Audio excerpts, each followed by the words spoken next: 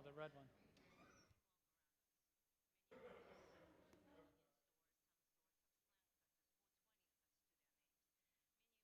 Good afternoon, good afternoon. At this time, can the host please start the webinar? We are about to begin.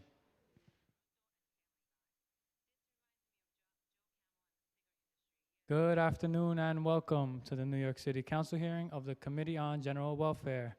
At this time, can everyone please silence your cell phones? If you wish to testify today, please come up to the sergeant's desk to fill out a testimony slip. Written testimony can be emailed to testimony@council.nyc.gov. Again, that is testimony@council.nyc.gov. Thank you for your cooperation. Chair, we are ready to begin. Thank you, and good afternoon, everyone, and welcome to today's hearing. My name is Diana Ayala, and I am the Deputy Speaker of the New York City Council and the Chair of the General Welfare Committee. Today, our committee is here to hold a hearing entitled Oversight, the City FEP's Rental Assistance Program. According to the New York City Human Resource Administration's Department of Social Services website, City FEPS is a rental assistance supplement to help individuals and families find and keep housing. City FEPS is the latest iteration of several previous programs, and according to HRA and DSS, have been HRA and DSS have been consolidated to make it easier for people to get help, easier for landlords to get payments, and easier for DSS to manage cases. At present, this isn't always the case.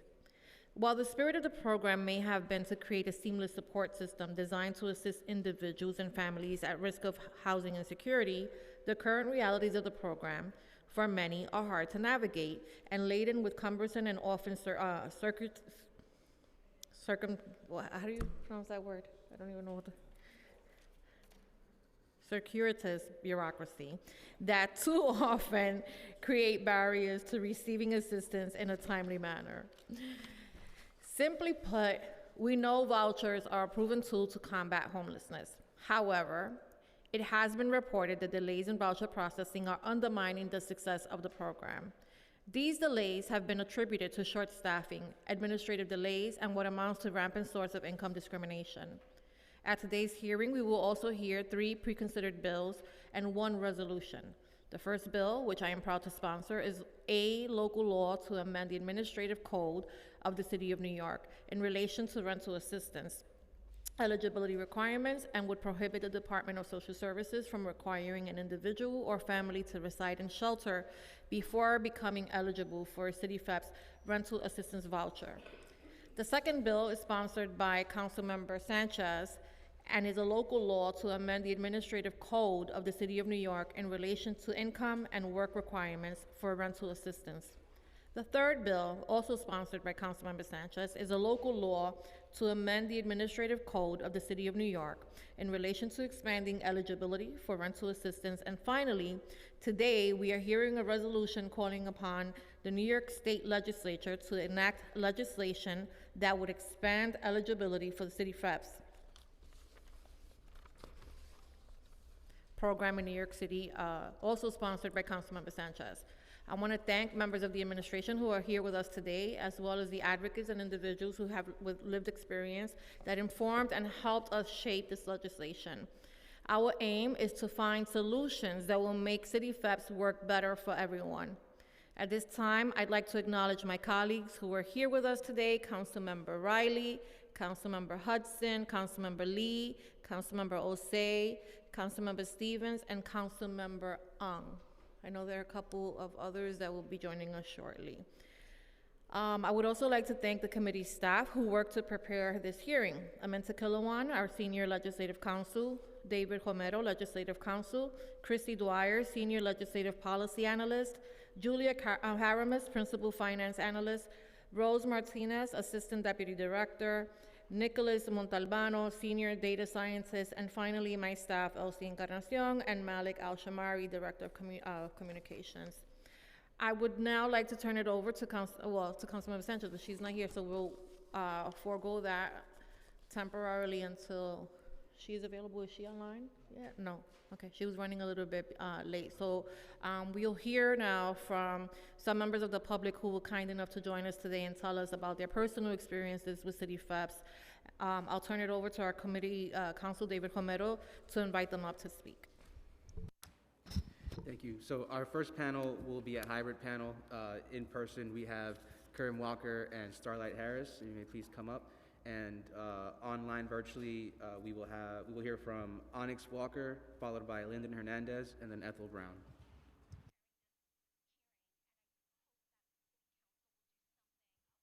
All testimony today will be limited to 3 minutes.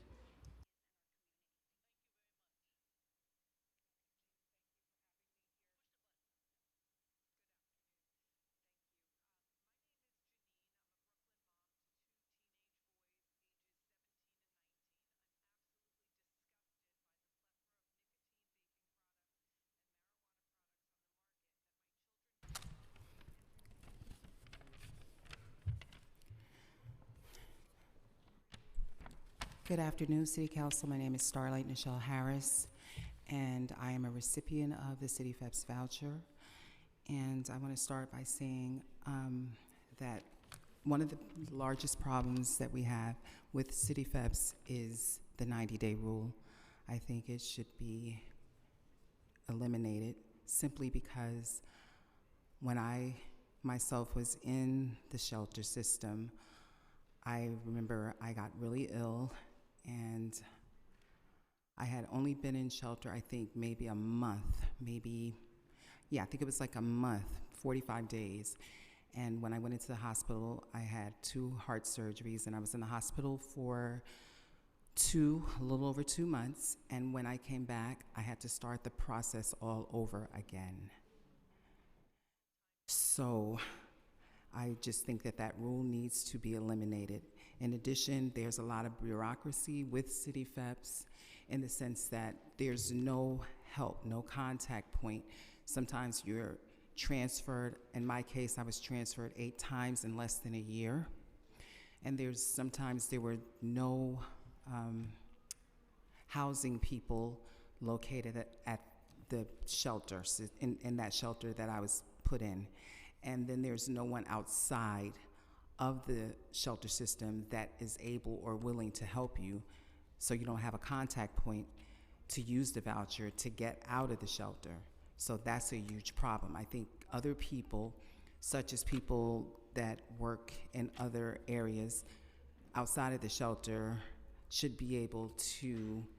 a person should be able to go if they don't have a housing person. There should be contact, maybe at Coalition for the Homeless or one of the other agencies that deals with these vouchers to help people find housing and get out if they don't have a contact person. The other problem that I'm now encountering is that they send you paperwork to renew your voucher, and they don't contact you. They don't send an email, they don't call, they don't send paperwork to let you know that, yes, we received your documents, we are taking care of it. The system is very old and it needs to be updated. There's no seamless way to move through the system without going through the process each and every time. It's a 2 to 3 hour process every time you're moved from one shelter to the next just to do an intake process. And when you're not well, that is a very difficult situation. And when you go into the system, I know a lot of people that have gone into the system perfectly well. By the time they come out, they're not well. I was in the hospital 2 times in the year that I was in the shelter system, twice. Once for heart surgery and another time because I suffer with multiple sclerosis. So that in and of itself is a huge problem. It prolonged and delayed me getting into my apartment. I found the apartment in September. I was told that I had the apartment in November. I ended up not moving in the apartment until February of last year. So this 90-day rule needs, once again, to be eliminated, and there needs to be other contact people to help move this process along, this paperwork, and maybe the system needs to be updated to reflect the times in which we now live in, which is 2023, not 1973.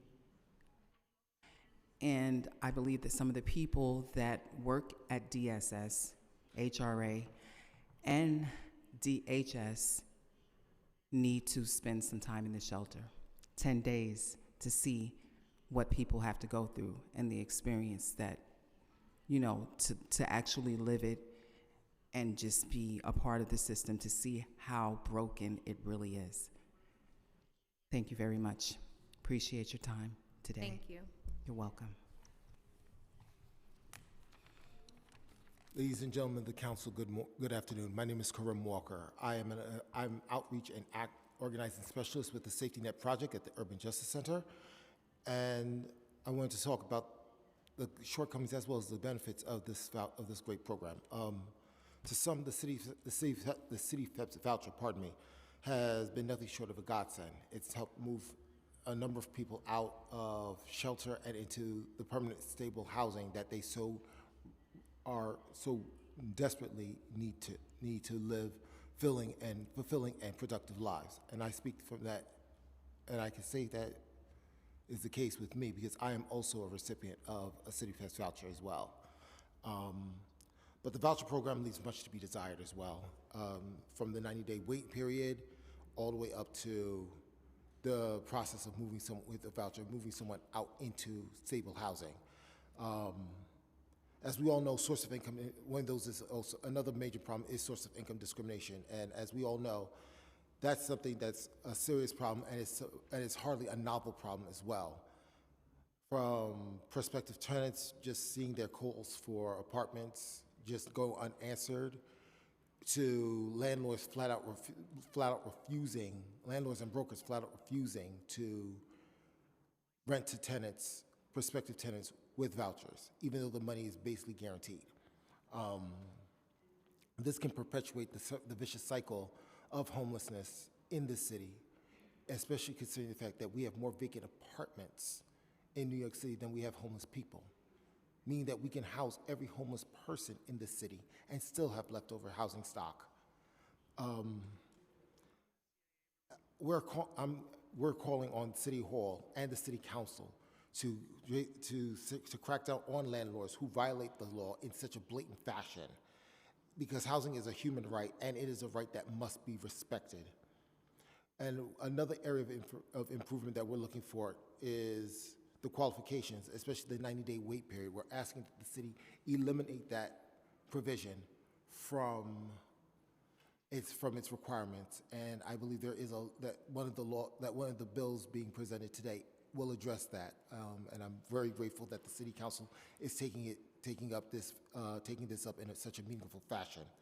But I also want to put a personal touch to this because we have one of our clients, a gentleman by the name of Juan, who has a City Fest voucher, who actually and has been in the shelter system for approximately 3 years.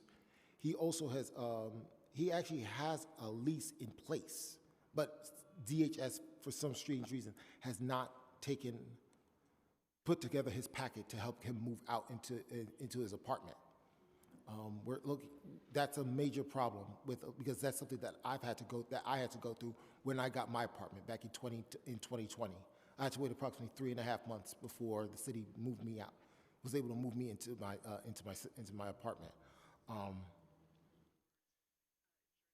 If for no other reason, the CFEPS voucher is good economic sense, because if we're willing to if the city is willing to shell out approximately $4,000 per month for a person to have a bed in a shelter, we are more than capable of taking care of 2 or 3 people and giving them vouchers so they can get 4 walls, a roof over their head, a key to their door, and from there live the productive, meaningful lives that they so deserve.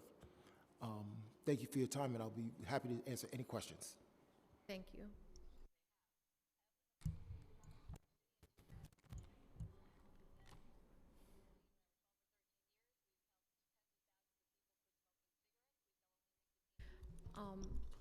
Thank you so much for your testimony. When you mentioned having been transferred quite a number of times, was that transferred in shelter or transferred from shelter to shelter? Okay. 8 of them. And did you ask for some Under different programs, I did not ask to be transferred. They just took it upon themselves to do so. Did they offer you a reasonable accommodation that would allow you to be able to continue to count your time in the hospital as part of the 90 days? At some point, no, they did not. It was not reasonable. I'd given them several letters of documentation from all of my medical doctors stating why I needed a reasonable accommodation. And when they got near the end, and it was like after I literally got the news, within a week of me receiving news that I'd gotten the apartment in November, they transferred me 2 fare zones and 2+ hours away from my entire medical team out in Jamaica, South Jamaica, Queens, in an abandoned area with a few hotels that they were using at the time as reasonable accommodations, and it was really horrific. Like I was threatened. I saw things that no one should see in broad daylight, and there was no transportation of any sort. And every time I requested anything, they were very difficult. Even one of the workers there, he affected me in such a profound way, that I couldn't even stand to be in the same room with him because it felt like I was being abused. And I'm also a victim of domestic violence. So in the course of me being there, I fought and fought and fought and tried to get out of there, and it took them a month to transfer me again. In the course of all of that, the head of that particular shelter told me, oh, well, there are more men that are homeless than women. That's not her job to inform me of that. Your job is to help me find appropriate housing in a timely fashion. No one should be in shelter for more than a year. 2, 3, 4, 5, 6, 10 years is absolutely ridiculous. And for people who are in shelter and that need help, additional help for a variety of reasons, such as mental issues or they're struggling with drugs, there needs to be an aftercare program in place as well. There needs to be, checks and balances, someone to check up on these people to help them get situated, because they may not know how to pay rent.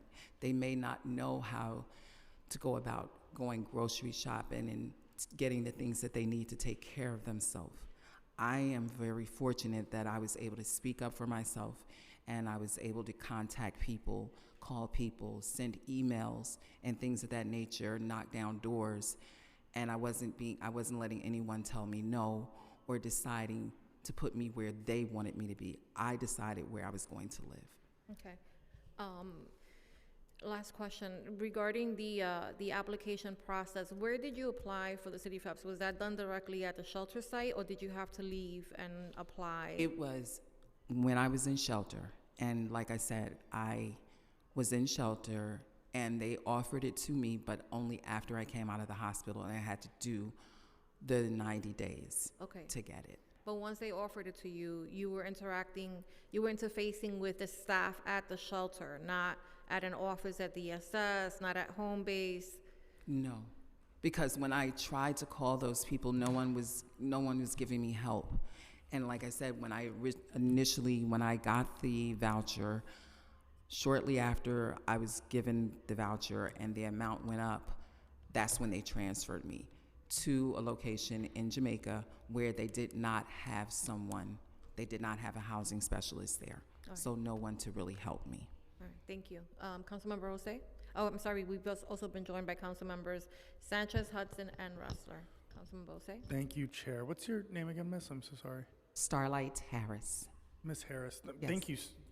Harris? Yes. Thank you so much for being here. I mean, so insightful to hear from your experience what you think the city should do to change this process. I guess a question that I'm curious about is when you were undergoing, I guess, the City FEPS process and you're calling DSS, or is it a calling DSS that are they helping you through this process? Or are you going into the shelter system and speaking to representatives that I work at the was shelter? in the shelter, so there was supposed to be a point person that helped me, but most of the time the person wasn't available or they didn't have one at the shelter. So then I went about the business of reaching out to other people to help me. And who were those individuals that you were reaching out to? Were they outside of government? Well, this one person in particular, her name is Miss Bogad. She worked at DHS. She managed to get my paperwork in her hands, and she said, "Don't worry about it. I will take care of everything from here." At that point, I had been transferred to shelter number 8, which was the final shelter. And when they transferred me from that last shelter to the last shelter from the shelter that I was in before, that's when I ended up in the hospital the second time. And when Ms. Bogad received my paperwork, she said, "Don't worry about it. I'm taking care of it." And I was in contact with her via email and on the phone during my tenure in the hospital at the end of the year. And approximately how many people from DSS or from any city agencies did you speak to before getting to Ms. Bogad? About maybe 6. So a lack of consistency in terms Yes. of those that were aware of your case and your situation. Exactly. And you would say that was a deterrent in Yes, terms it of you is. getting to where you are Absolutely. right now, correct? I can't thank you enough for, some of the things that you've raised today in terms of where there needs to be tweaks within, this entire process. I definitely want to ask the agency when they do testify, and I'll ask you just in case you do know if there's a specific, and correct me if I'm wrong, office within DSS that works specifically on City FEP's cases, or is it a catch-all? No, there's supposed to be a housing specialist located on site, and they work with any voucher that you have once it's received. But if there's no one there, And how many times how at least often 3 were- times out of the 6 times, before I got to Ms. Bogad, I had to see 6 people or more, and some of the people weren't helping me because every single time I would get prepared to do one thing or the other, they were like, "Oh, you're being transferred. You're being transferred." I said, "For what? Why? Where am I going?" And this was consistent. Well, from And the I bottom, guess because I was making waves in the sense that when I wasn't getting what I felt I deserved and what I wanted and needed at that particular time, I said, okay, well, I'll just go to the news, or I'll reach out to the senator and the governor and the mayor. And I think they saw me as a problem. And so they would just, "We got to get rid of her." And they would transfer me. well, again, from the bottom of my heart, thank you so much for being here. Last thing I'll say is so many people complain about those that are without a home or in the shelter system or unhoused, and then, we hear stories from you as individuals that work in government and see that one of the biggest flaws is that government isn't working to help people get out of the situations But that it they're doesn't in. seem like that. It seems No, like absolutely. there's money to be made because it's a business for them. So it pays to keep people in shelter as opposed to putting people in their own homes. And then people are like myself, and probably Karim can tell you that when you're ready to recertify with them, you still don't get notifications. So there's a remote possibility that I could lose my housing because I'm not being recertified or being told that, yes, we're taking care of it. And then I don't know anything, and the next thing I know, boop, I'm being evicted and then back in the shelter to start this process all over again. And I'm not doing that. One more point, Chair. I'm so sorry. So what I wrote down is that if we eliminated the 90-day, expiration for city FEPs, required DSS workers to be in the shelter system or at least see how the shelter system works physically for some time, as well as, give me one second. I took note of some of the things that you listed, or possibly creating an office of individuals that solely worked on City FEP's work. Or just anyone. Like, you have different agencies and different activists who have been out on the streets, pounding the pavements and doing this work for a long time. And if they had additional training and they could help, you know, Vocal could help, Coalition for the Homeless could help, different agencies that have been working to get this program up and running could say if they had the proper training, if someone's not in shelter or someone's in shelter and they're not getting the proper help in the proper time frame, there's someone else that they can reach out to and say, oh, Miss So-and-so over at Coalition for the Homeless or Vocal or, you know, Safety Net Activists or Neighbors Together. If they had some type of training, someone could call them if, for instance, someone is not in shelter. If there's no homeless housing specialist in shelter, there are other additional entities that can step in and say, okay, let me help you get your packet together and get it to the proper people. But see, that's, once again, there's a lot of people, you have a lot of chiefs and not enough Indians, unfortunately, and everyone's walking around and talking out of the side of their necks about what needs to be done and what they're going to do, and nothing ever gets done. Nothing ever gets done. You have all these warehouse departments, you have all these homeless people, people that are coming in, refugees, you know, things of that nature, asylum seekers, and everyone's saying, oh, we don't have the money, we don't have the funds. Obviously you do, because you're paying these different people under the umbrella of DSS and DHS $5,000 a month per head, per bed. So someone has the money somewhere in this state that we live in. Thank you. All right, thank you, Ms. Harris. You're welcome. Thank you. Any other questions for this panel? No, we've been also joined by Councilmember Hanif. So we're going to hear from the virtual panel, and then we'll hear from Councilmember Sanchez. Thank you. First up will be Onyx Walker, followed by Lyndon Hernandez.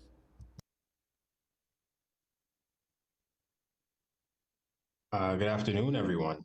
My name is Onyx Walker. I'm 25 years old. I am a co-chair coordinator for the Youth Action Board, or YAB for short, as well as a youth peer advocate at Sheltering Arms as part of their rapid rehousing program.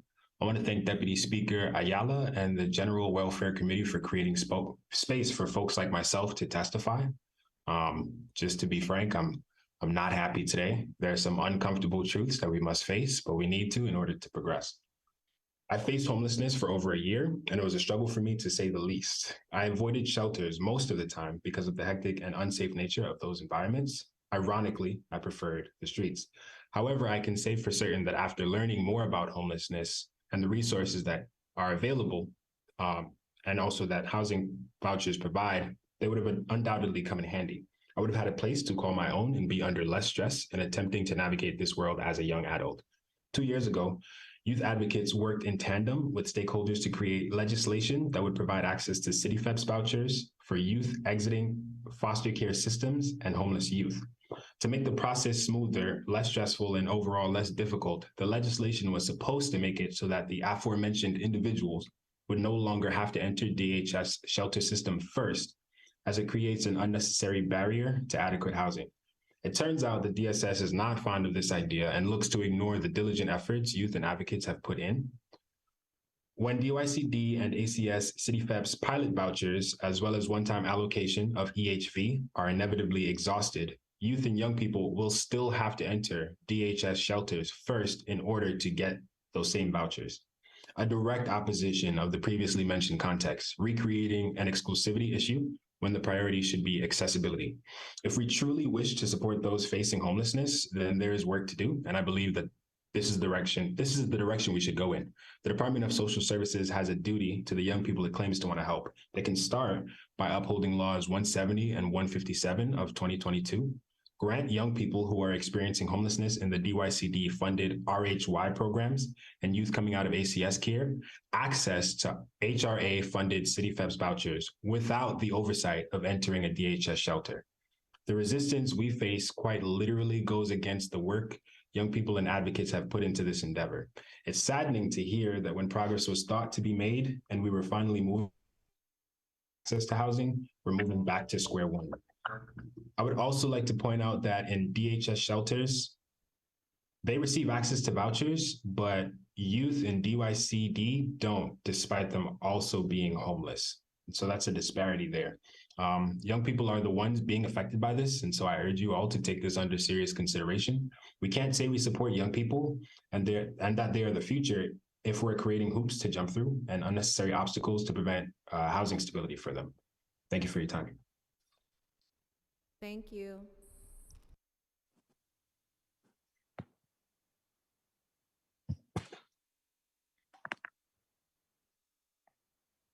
Good morning. My name is Lyndon Hernandez. I'm 25 years old. I'm a former youth peer advocate. I'm a father. I'm currently one of the 2 New York City Youth Action Board co-chair coordinators representing RHY youth aged 16 to 24. Thank you, Deputy Speaker Ayala and the rest of the General Welfare Committee for holding this hearing regarding City FEP's vouchers and allowing me the opportunity to testify here today. In 2021, youth advocates helped pass legislation that we believe will finally give homeless youth in the Department of Youth and Community Development, runaway and homeless youth system, as well as youth exiting foster care access to City FEP's vouchers without forcing them to enter the DHS shelter system first. It was brought to my attention, and I have recently learned that DSS is not going to allow this, and that after the DYCD and ACS City FEP's pilot vouchers are and one-time allocation of EHV vouchers are exhausted, youth will be forced to enter DHS shelters before they can get access to vouchers, which is unfair and what you fought so hard to make sure would not happen. I recommend that the Department of Social Services needs to uphold local laws 157 and 170 of 2022 as the young people, the provider community, and the council intended, and grant youth experiencing homelessness in the DYCD funded RH5 programs, as well as youth transitioning out of ACS care who are otherwise eligible access to HRA funded City FEP's vouchers without forcing them to enter a DHS shelter. As a formerly homeless youth who has been impacted by the DHS, PATH, and DYCD system, I understand the importance of providing access to housing for young people by any means necessary with limited barriers, because I have been impacted by the system myself. It is unfair, unjust, and unsafe for youth between the ages of 16 to 24 to be putting themselves at risk by having to enter the adult shelter system just to be provided access to one voucher that should be universal to all populations, not just those in the DHS system. When the Youth Action Board and others fought for the passing of legislation to finally give youth access to vouchers, it was our understanding based on conversations with DSS that youth would be able to access City FEPs without entry into DHS systems. This was again confirmed by DSS during the New York City Youth Homelessness Demonstration Program. Is it okay if I ask for more time, Council? Can you try to wrap? Thanks. Yep. Planning process, but now we are being told this is not what legislation will do. I think it's unacceptable. I just encourage the administration to right the wrongs and do what's right. Thank you.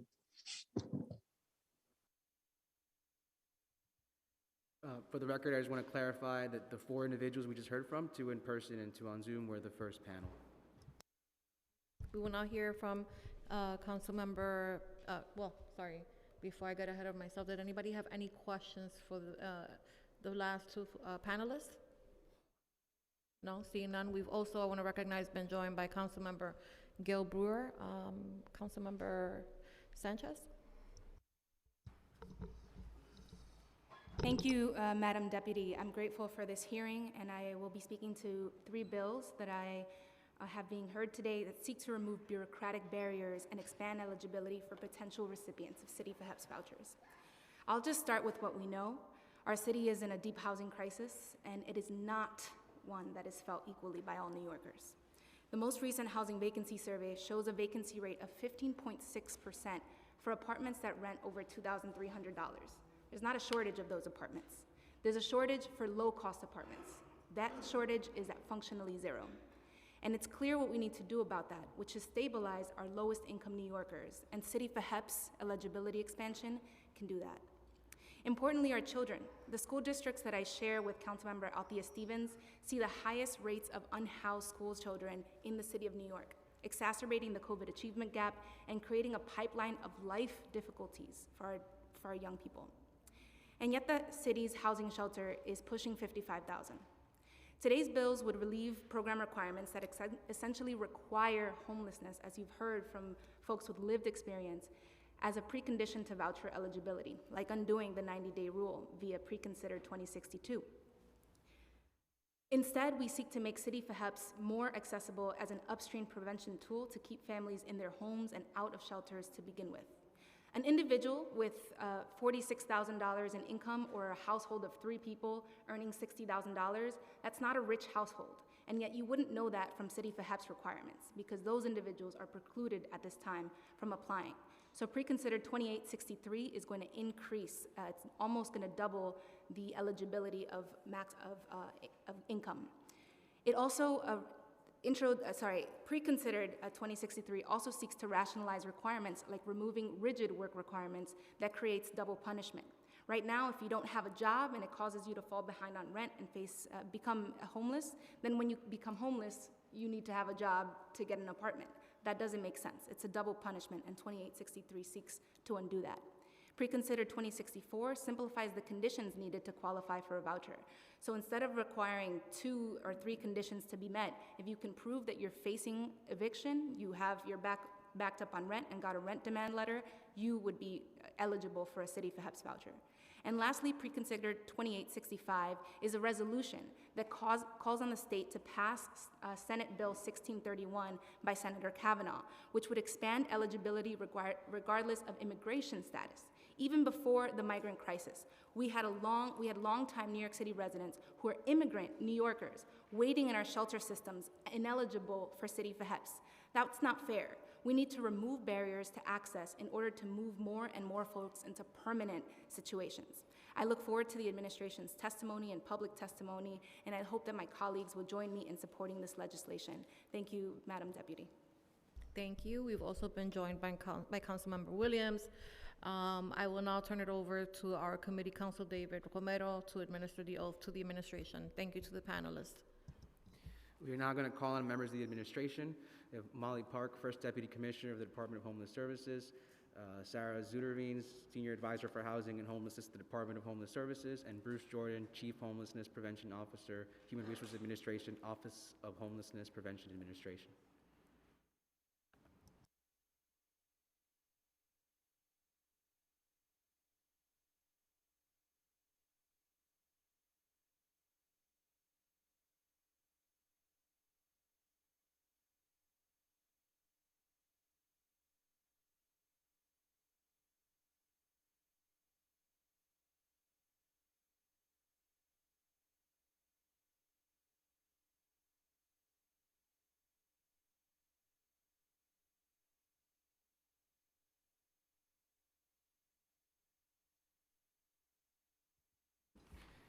Will you please raise your right hand? Do you affirm to tell the truth, the whole truth, and nothing but the truth before this committee, and to respond honestly to council member questions? Thank you. You may begin when ready.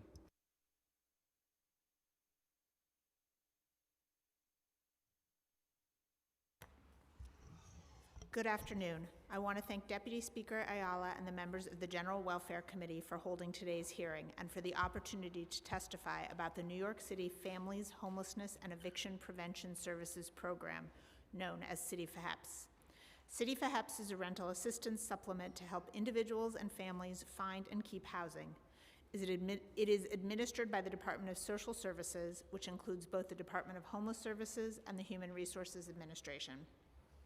My name is Molly Park, and I am the first Deputy Commissioner at DHS. I'm joined by Bruce Jordan, Chief Homelessness Prevention Officer at HRA, and Sarah Zuderveen, Senior Advisor for Housing and Homelessness at DSS. I would like to begin my testimony by thanking our Commissioner, Gary P. Jenkins, DSS, HRA, and DHS frontline staff members, and providers who work tirelessly every day to uphold the critical mission of providing services to New Yorkers who need them the most. Over the last decades, New York City has seen significant decreases in rent-stabilized housing, and in turn has become less and less affordable for the average New Yorker. In the 10 years between 2005 and 2015, household rents in the city increased by 18.4%, while at the same time incomes failed to keep pace, increasing by only 4.8%. Looking at housing supply, between 1994 and 2012, the city suffered a net loss of about 150,000 rent-stabilized units.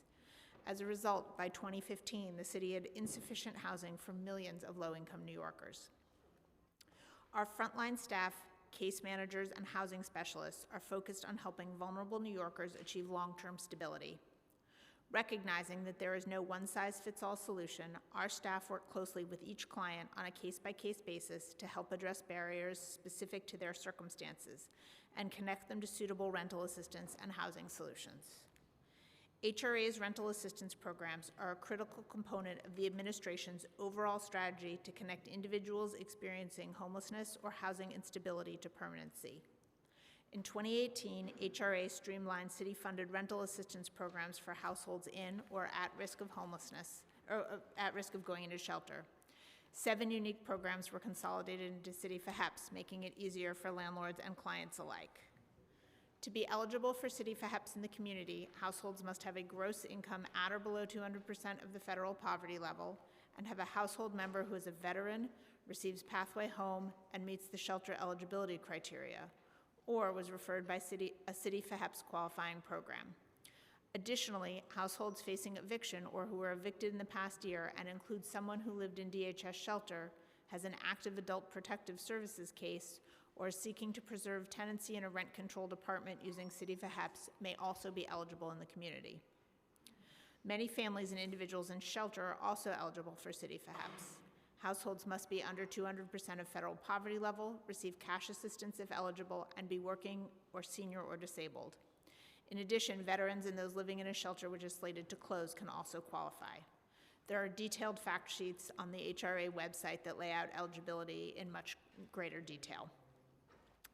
The streamlining of rental assistance programs has resulted in more landlords and brokers opening doors for our neighbors in need. Since City for HEPS was created in the fall of 2018, over 26,000 households have enrolled in the program. The mission of DSS-DHS continues to be to prevent homelessness wherever possible, address street homelessness, provide safe temporary shelter, and connect New Yorkers experiencing homelessness to suitable permanent housing. This mission is carried out with care and compassion for each client and their circumstances. Our staff and providers employ many innovative strategies, including City for HEPS, to help individuals who are in temporary shelter to successfully transition to permanency. But we are always looking for ways to improve the program. Recently, Mayor Adams announced in the city's housing plan, Housing Our Neighbors, a blueprint for housing and homelessness, that the city has transformed its approach to housing New Yorkers. In alignment with this transformative approach, DSS HRA held a public hearing on January 10th, 2023, to propose changes to the City for HEPS rules to expand the eligibility criteria for rental subsidies and to reduce administrative burdens. Specifically, the proposed rule would make single adults eligible when they are earning minimum wage and working full-time, even if their income is slightly higher than 200% of the federal poverty level. Reduce the monthly contribution by City for HEPS tenants who move into single-room occupancy units from 30% of their income to a maximum of $50 per month. Reduce the number of hours that families are required to work to become eligible for City for HEPS from 30 to 14 hours per week. Create an option for City for HEPS voucher holders who choose to secure an apartment that rents above the City for HEPS maximum to use a voucher by paying up to 40% of their income. expand SSI eligibility for City FAPS families from only an adult in the household to any household member, including a child. And finally, to change the maximum room rental rate so it can be set at the discretion of the commissioner in consultation with OMB. DSS is deeply committed to supporting New Yorkers in need. When an eligible family or individual enters shelter, DHS provider staff start on day one to work with them to identify a permanent housing plan, including City FAPS, but also emergency housing vouchers or other housing options. DHS encourages households to apply for every resource for which they are eligible, and housing specialists work with clients to assemble documents and search for apartments. Households may be pursuing multiple housing options and subsidies at one time, and the time it takes an individual or family may vary. Because we believe that there is always room for improvement, DSS continues to work diligently to improve processes, tackle barriers, and to streamline the move-out process for everyone. Thanks to the robust array of subsidies available and the dedicated work of housing specialists, DSS-DHS moves more than 200 households each week into subsidized placements. As of September 22, more than 26,000 households, comprised of 55,000 New Yorkers, were able to secure housing via City FAPS, and the city continues to invest city dollars, most recently by increasing rents to the federal fair market value to further level the playing field for vulnerable New Yorkers. In closing, since its creation, City FAPS has been an important instrument to streamline the voucher process and help those in need achieve housing security. To date, 26,000 households have benefited from City FAPS, and with the new improvements championed by this administration, we seek to reduce administrative burdens and increase eligibility for City FAPS. But we believe that this can only have a positive effect, increasing and speeding up shelter move-outs. We look forward to working with the Council to support New Yorkers' need for more affordable housing and housing security. Thank you again for the opportunity to testify today about the work DSS, HRA, DHS, and our providers are doing to support New Yorkers to stay in or secure housing. We look forward to answering any questions you may have. Thank you. Thank you for your testimony today. I think that, this is a very important hearing, and I think it's very, it's long overdue. Part of the reason for having this, I'm sorry, can you add Councilmember Stevens, was because of the large number of individuals that contact or come in contact with our offices complaining about the process. So that I better understand it, could you explain where the office of the City FAPS office is, where we're holding all of this information, and where an individual who qualifies or has a voucher can physically visit if they have a question or a concern?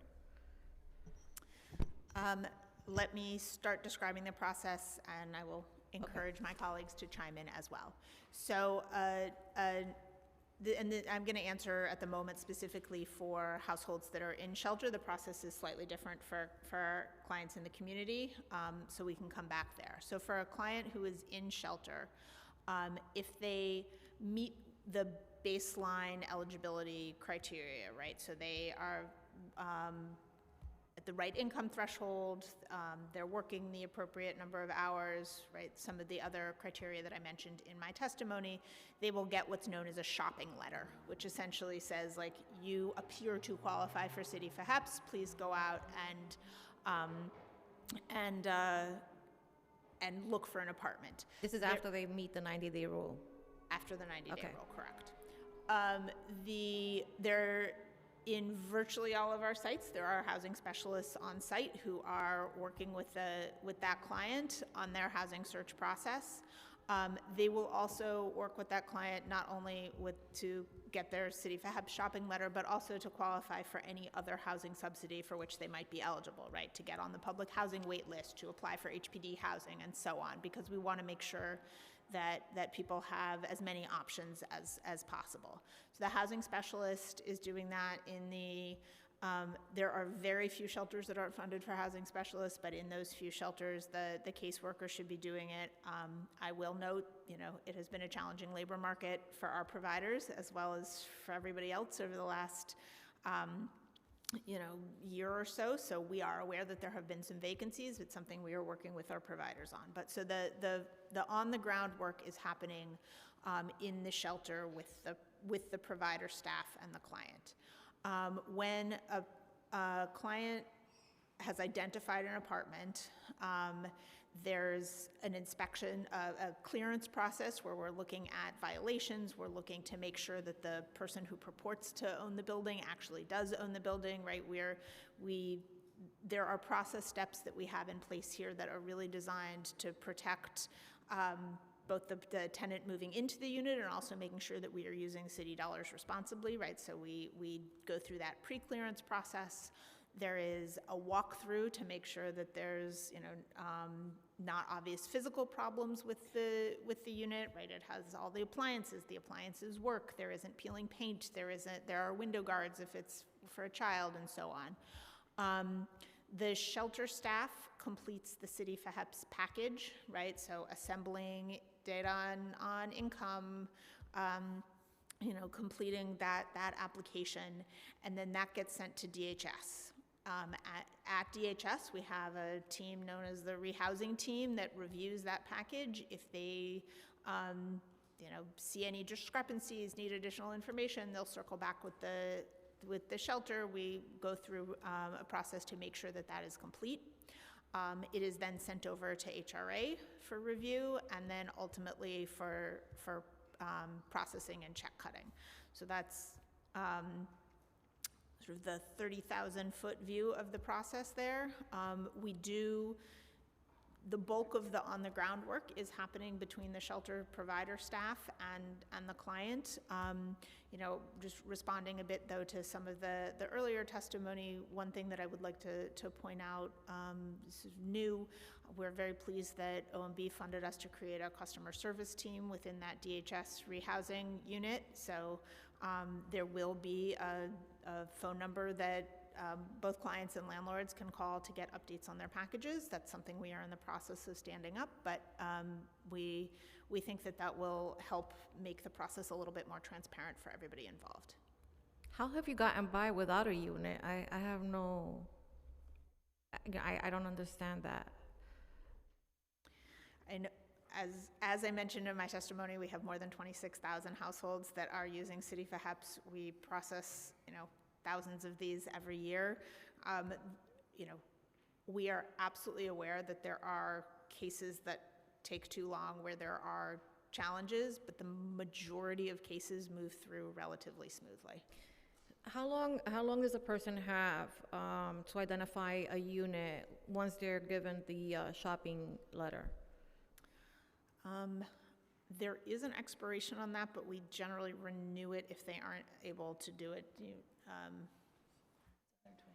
It's 120 days, but it is renewable. Okay.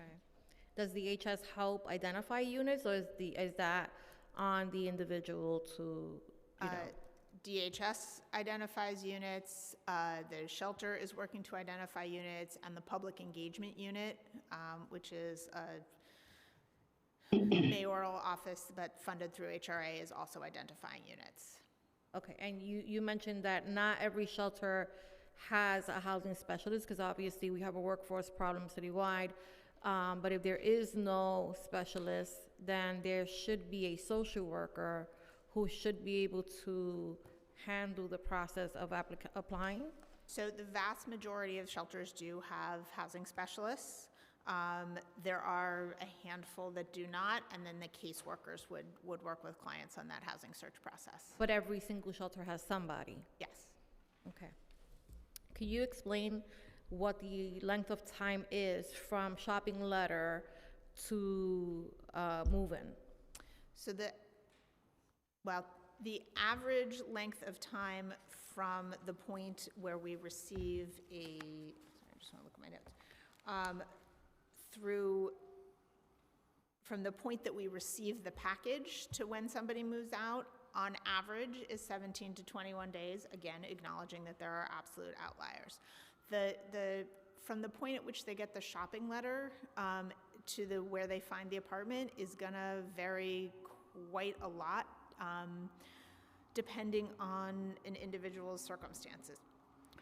right? Somebody who needs an accessible unit, it's likely going to take a longer time than somebody who doesn't, right? Because there is less of that housing stock. But does the right? voucher expire as well? Is there like a timeline on the voucher as well?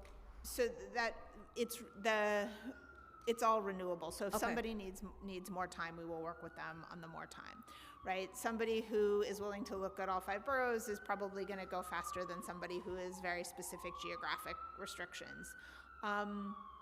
It's actually harder for smaller families. There is an absolute shortage of studio and 1-bedroom apartments in New York City. There's a shortage of studios and 1-bedrooms? There's an absolute shortage of affordable housing, period, but across all affordability levels, there are fewer studio and 1-bedrooms relative to the number of single, like 1 and 2 person households than there is more housing available that's 2 and 3 bedrooms. So for those very small families, it's harder even than for the large families. So it's why it's very difficult for me to say, like, from point of shopping letter to. Yeah, let me rephrase that then.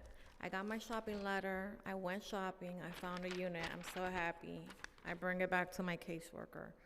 How long from that moment to the time that I have the keys in my hand and I can move in? So the average is 17 to 21 days, but we are aware that there are certainly outliers. I mean, we're hearing anywhere between 4 and 6 months.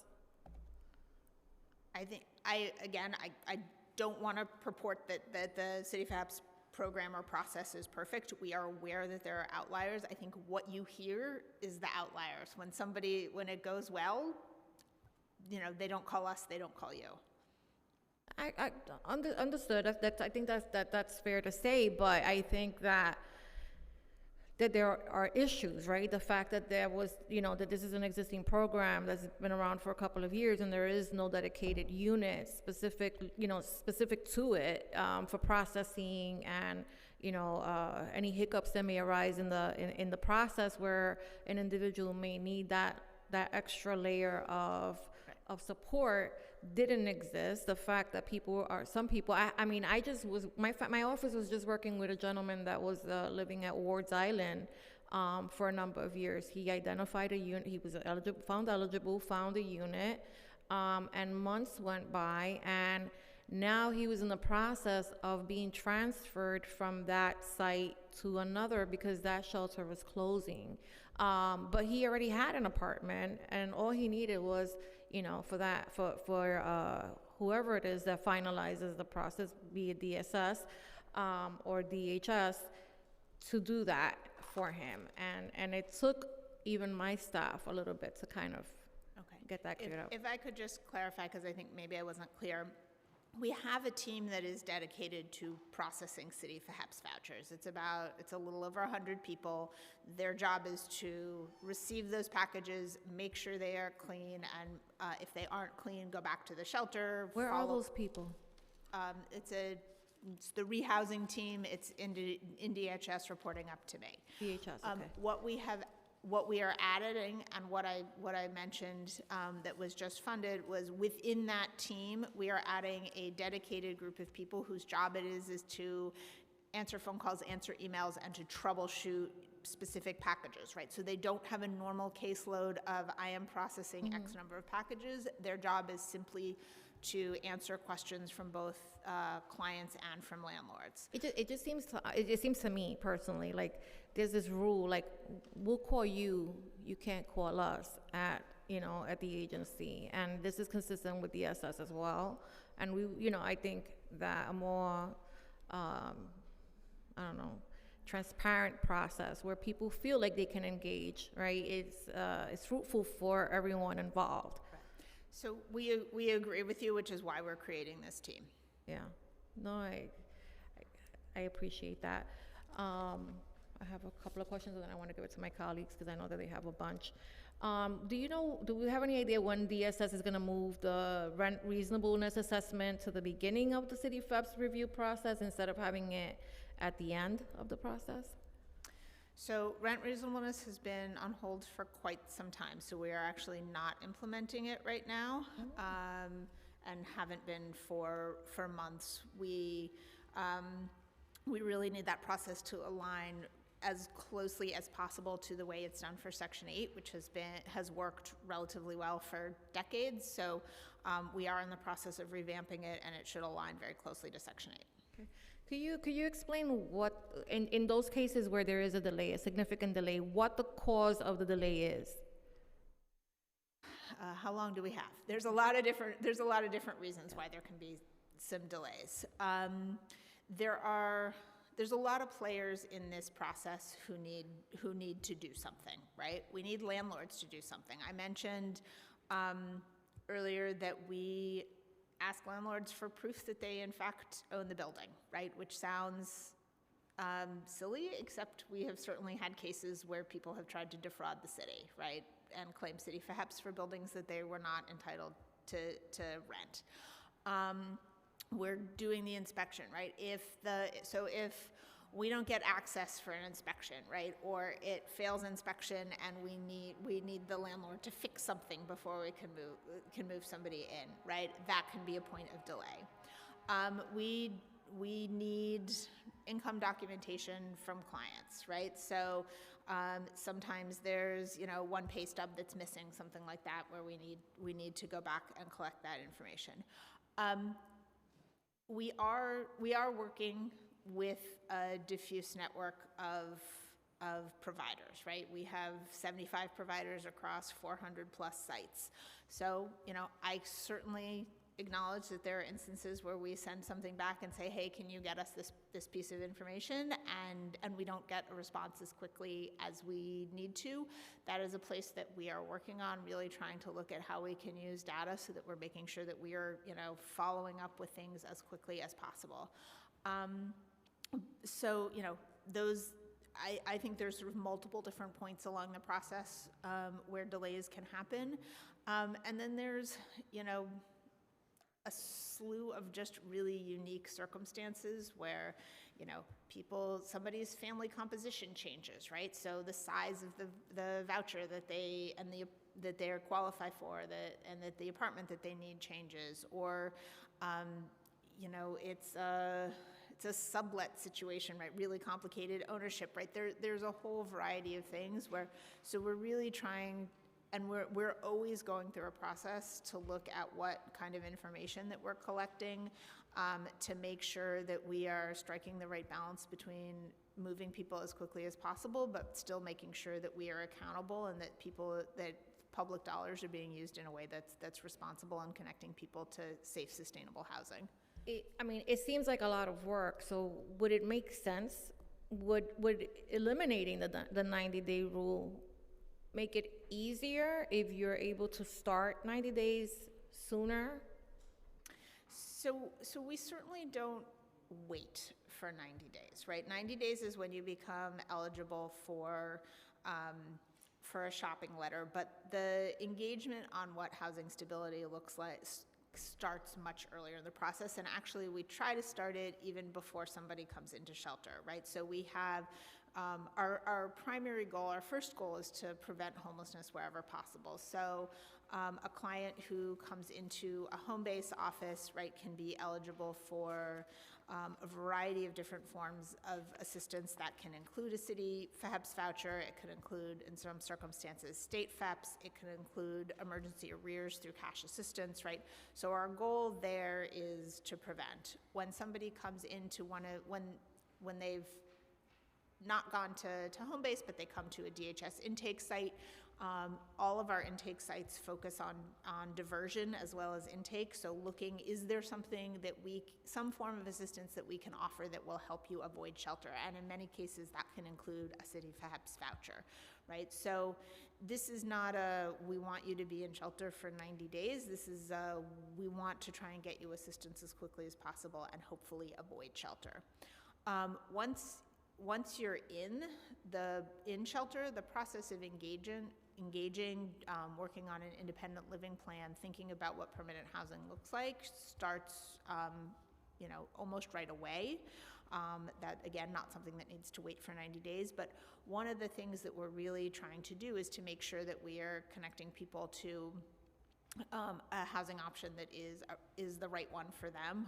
A performance metric that we're really proud of is the return rate to shelter for people who leave with a subsidy. For families with children, it's under 1%, and it's not much higher for single adults either. And part of the reason that we're able to be so successful there, that people don't come back to shelter once they have a housing subsidy, is because we're able to work with them and find a housing option that works. So we're using that 90 days to work with households, while also making sure that we're targeting scarce housing resources to those who really need it.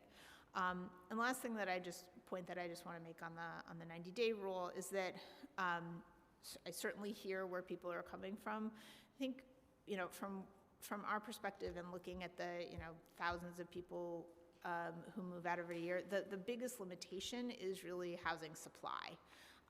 Right, there are unfortunately households in the shelter system who have held a housing voucher, a shopping letter for more than 90 days, right? The timing isn't the issue, it is the ability to find housing where you can use the City for HEPS voucher. So I certainly hear the feedback, but we think the time is being used really productively. I mean, there was an article just maybe a little over a month ago that cited that there were over 30,000, rent stabilized units that had been registered as vacant. Has there been any attempt to work with the state to try to identify those landlords and maybe offer some sort of incentive to rent those units?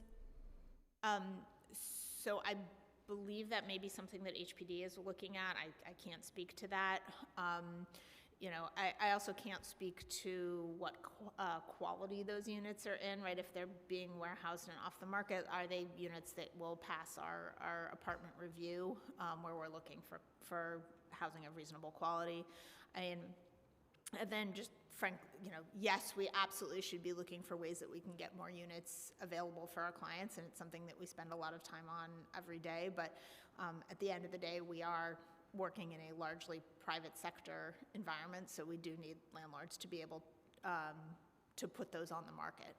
Understood, but I think that the rehousing unit also has a responsibility to create interagency relationships so that we're working in unison and not against each other, right? And I think that that's kind of what's missing to me. I think this is a system that is far too large and too many hands are involved, and we need to look at ways that we could eliminate what would become barriers to not only hindrance to getting a voucher, but to also identifying an apartment in a suitable amount of time. We have families in shelter for 2 and 3 years now. That was unheard of. I say that as a person who has been in shelter twice. I just it becomes very difficult to comprehend why we're not using all of the tools in our toolbox, right? And how sometimes those tools are not within our box, but they're in an adjacent, right, agency that we should be partnering with. And I saw that and I thought, what a disservice if we have over 30,000 units in the universe, and we're saying that we're not saying we are smack in the middle of a humanitarian crisis with the largest number of unhoused, unsheltered individuals in history in New York City, and yet we're not maximizing our relationships to look into that as an alternative. To me, it's insane. And so for us, I think, speaking for myself, this committee is looking to streamline these processes so that they're more user-friendly, and help really, reduce the census count at the shelter facilities. We're at the highest we've ever been, and the rates of move out are really low in comparison to the number of people that are coming in, and that's for a lot of reasons. We were here through the Advantage voucher. We understood, right, how horrible that voucher system was and how it contributed to where we are today, right? The dismantling of that program really contributed heavily, and I think that that has to be factored into the conversation. But however, doesn't mean that DSS or DHS is doing everything that they can, right, within your power to really make the change that we need to start reducing that census count. Now, can you tell us what is the current census right now, excluding asylum seekers, is what? Excluding asylum seekers is going to be 47,000 approximately. I have it. How much? I'm sorry. Approximately 47,000, but we look at our number. The reports I get every day are in the aggregate, so I would need to. We can get back to you with this. Do you disaggregate that by, or can you, by families versus singles? These are very rough numbers because of that 47, I would say probably 15,000 or so are families with children, very approximately 4,000 or so, 3,000, about 3,000 adult families and the remainder single adults. But again, because the reports that I look at every day are in the aggregate, don't separate out asylum seekers, I'm doing some, in my head math. We can get back to you with more specifics. Yeah, no, I mean, because we're running out of space, right? I mean, I hear that every day. We're running out of space. We're running out of space. We don't have anywhere else to put people. I think that if we focused a little bit, more on what we're doing wrong, right, in terms of assisting families in the move-out process a little bit faster than, We are absolutely always looking for ways to improve. One of the things that we did this summer was a 4-day training. We trained more than 600 housing specialists and other shelter staff on a slew of different subsidies, city FHEPS, but also a range of other housing subsidies. We gave them source of income discrimination training. I mean, it was quite broad, and we have seen a nice uptick in move-outs and subsidy utilization since then. I'm sure the statisticians would say I shouldn't be causal about it, but we are always looking for ways that we can improve and are certainly open to suggestion. Yeah, and we did invite CCHR to come in and also share information on the income discrimination part of this, because I think, on our end, this body has been a willing participant in trying to figure this out with the administration, with this administration, with the prior administration. We've increased the value of the voucher. We've helped create the Office of Income Discrimination. Like, we've done everything on our end, but if those tools are not being used the way that they were intended, for whatever reason, and we have a workforce issue, but I need to see a plan that says, okay, we have a workforce issue. This is what we're doing to remediate that. I think that I keep hearing like we have a workforce issue, but yeah, we have a workforce issue. There's no plan moving forward, and that's where where it becomes problematic for me, because I think that these are very difficult jobs, very stressful. You need exceptional customer service, skills, and the pay rate is really low, so it doesn't really encourage the attention that we would want in order to attract and retain, right, a workforce that we desperately need. So I would love to see a little bit more on that, but I'll come around. Again, I have a couple of more questions, but Councilmember Sanchez, followed by Councilmember Osei, Brewer, and then Stevens. Thank you, Madam Speaker. So first, I just wanted to take a moment to hear if the administration is supporting any or all of the bills that are being heard today. So the pre-considered 28, 64, 63, 65, and 62. So we received them late on Friday night, so we're still in the process of review. Okay, so then I have some data questions, and Deputy Commissioner, good to see you. Good to see you all. This is continuing some of the questions that Madam Deputy just asked, but how many city FHEPS move-outs occurred each month between January 2022 and December? Do you have that disaggregated by household size and borough? So I don't have it, I have it broken out by borough, not by month.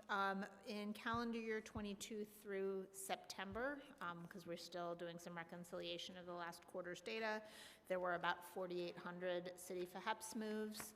Of that total, about 42% of the households moved to the Bronx, 29% moved to Brooklyn, 10% to Manhattan, 16% to Queens, and 3% to Staten Island. What was Staten Island? Sorry? Staten Island? 3%.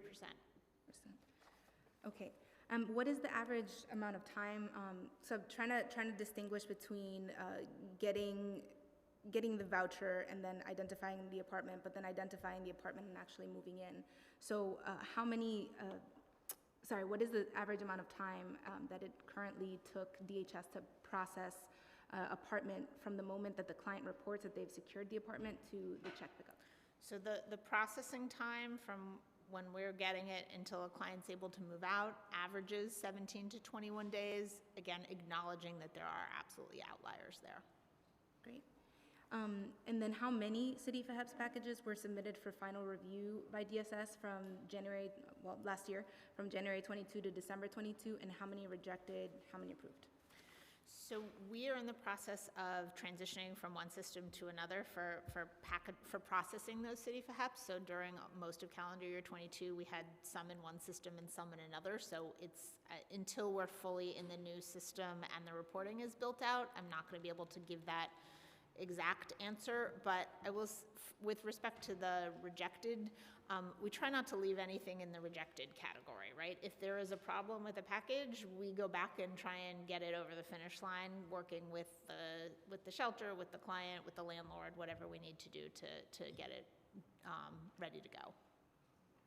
Thank you so much. And I just want to also take a moment to recognize that there were changes, that you mentioned in your testimony that the administration made that were reflected in Housing New York, but to also thank advocates who are pushing us to go further, right? So I want to thank Legal Aid Society, Make the Road, Vocal New York, and others who've come to us at the council and pushed us to take that step further, to remove the 90-day rule, to remove the work requirement entirely, to increase eligibility based on income.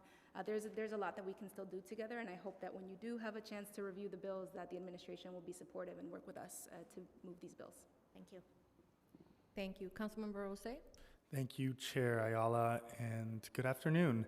The first question I want to ask is that my constituents often come into the district office with a number of questions regarding City FEPS, and for my constituents who receive their voucher through non-shelter sources, they often have trouble finding out who their provider is and who they should report to.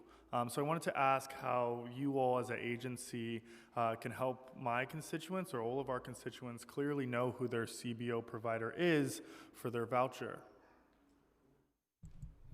Sure. So in the community, people get their vouchers either through Homebase, or if they have an APS, active case, APS will process their vouchers. So in order to know what Homebase you go to, you can call 311. They can, we have various places online, if you Google it, that you can put in your zip code. And it's all zip code based in their catchment area. And also the Homebases do have some flexibility, so if somebody goes into one that maybe not where their zip code is, they also can have some flexibility to enroll those people. All right, thank you. And additionally, I'm aware that there are severe staffing issues within the Commission on Human Rights and that the agency is working on staffing. However, are there any other enforcement or accountability measures that the city can take to ensure that people are not being denied based off of their vouchers? That's definitely something that we hear often in our office.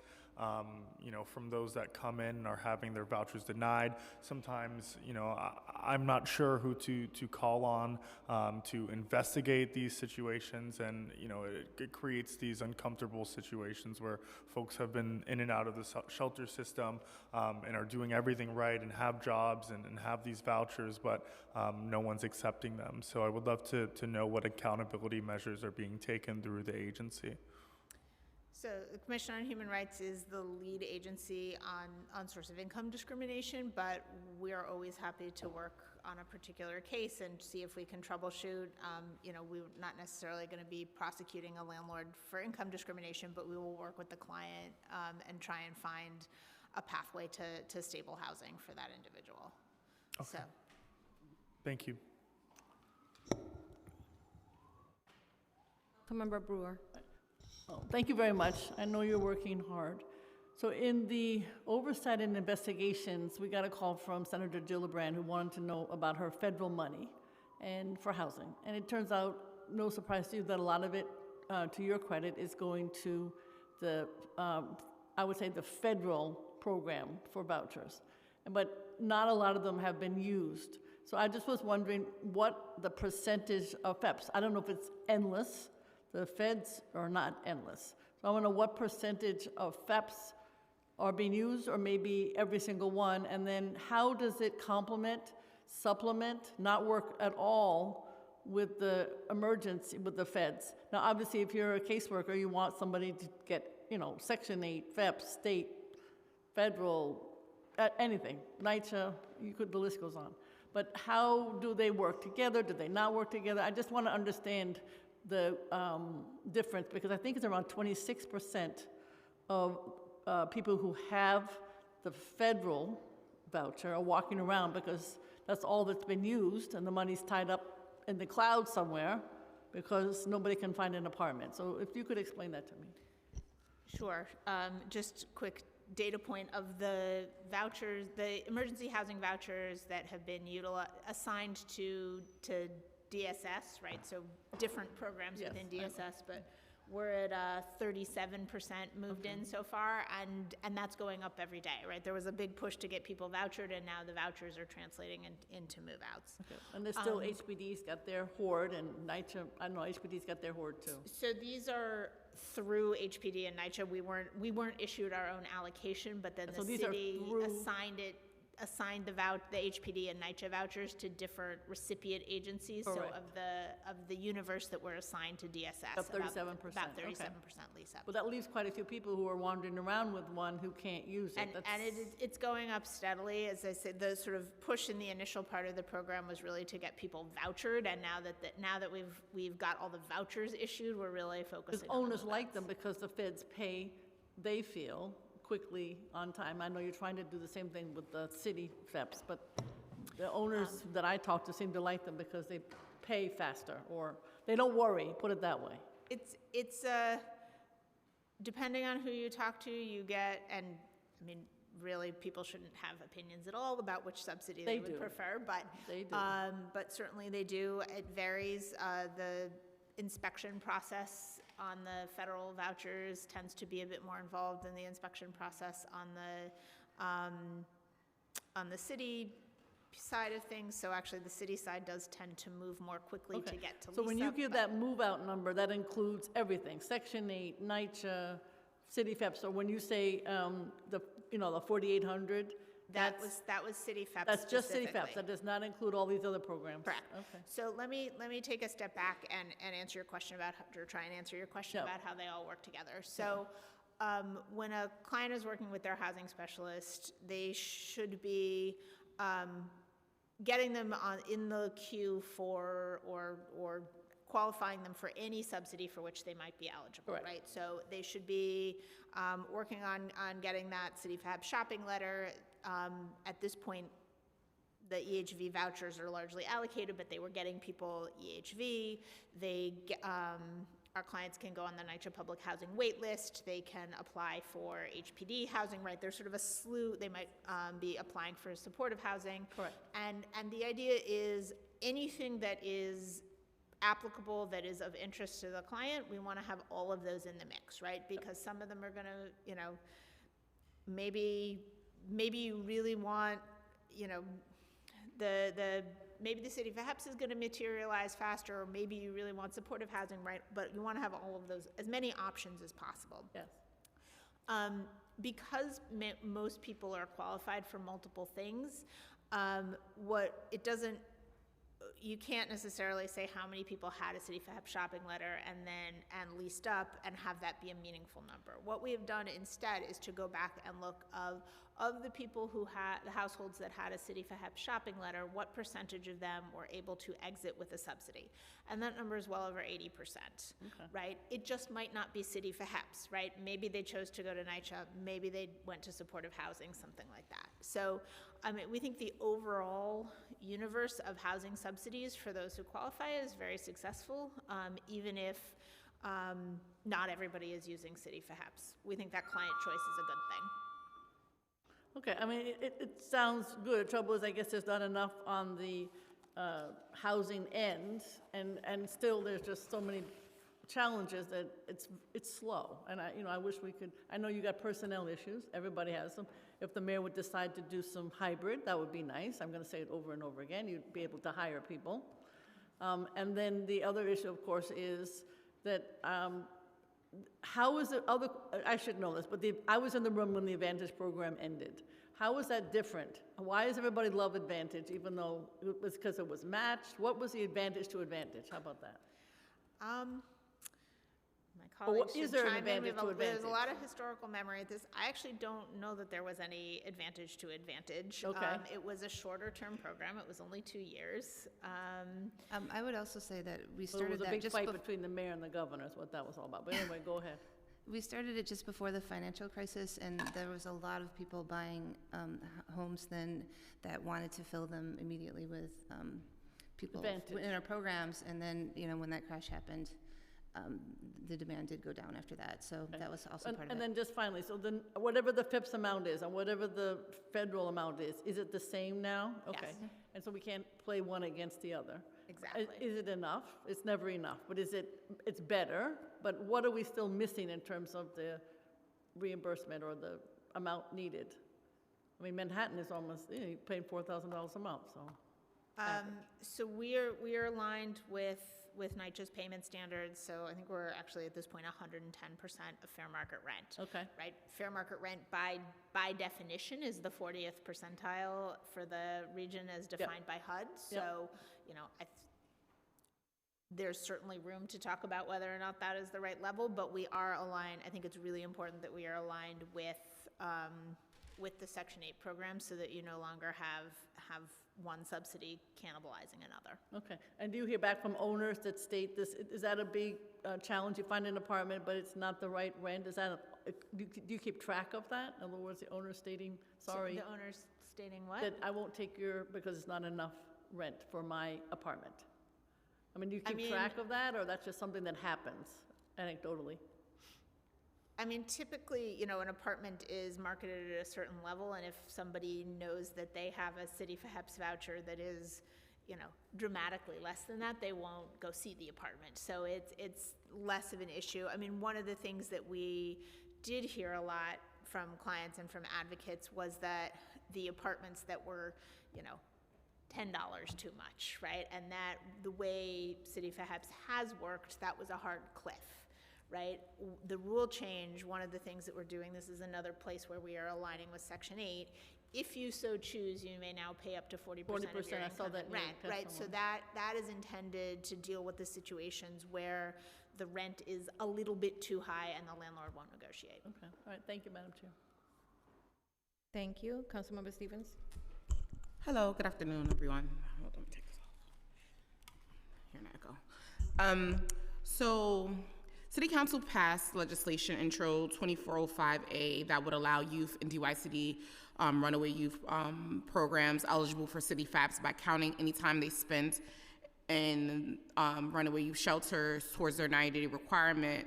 And then in April, Local Law 170 went into effect. And then City Council passed a similar law for foster care youth as well, aging out of foster care. However, there's been a lot of issues around that where young people who are spending their time in the shelters and spending more than 90 days in the shelter, but then being forced into DHS shelters. Why is this happening? It's not really making sense that we're making and extending time for homeless runaway youth, especially when we're trying to eradicate homelessness and putting them in a system that's already strained. So can you talk to me about what that looks like? And from what I'm hearing is that this is an interpretation of how you guys are interpreting the law. So right now, ACS and DYCD are in the process of the apartment search, leasing up units, and moving clients with the emergency housing vouchers. So for the past year or so, they had allotments of EHV vouchers and were really able to focus their housing efforts on using those. And they also do have allotments of 50 City FEPS vouchers each that they're using. And you said 50? You said 50? 50 each allotments that they're using.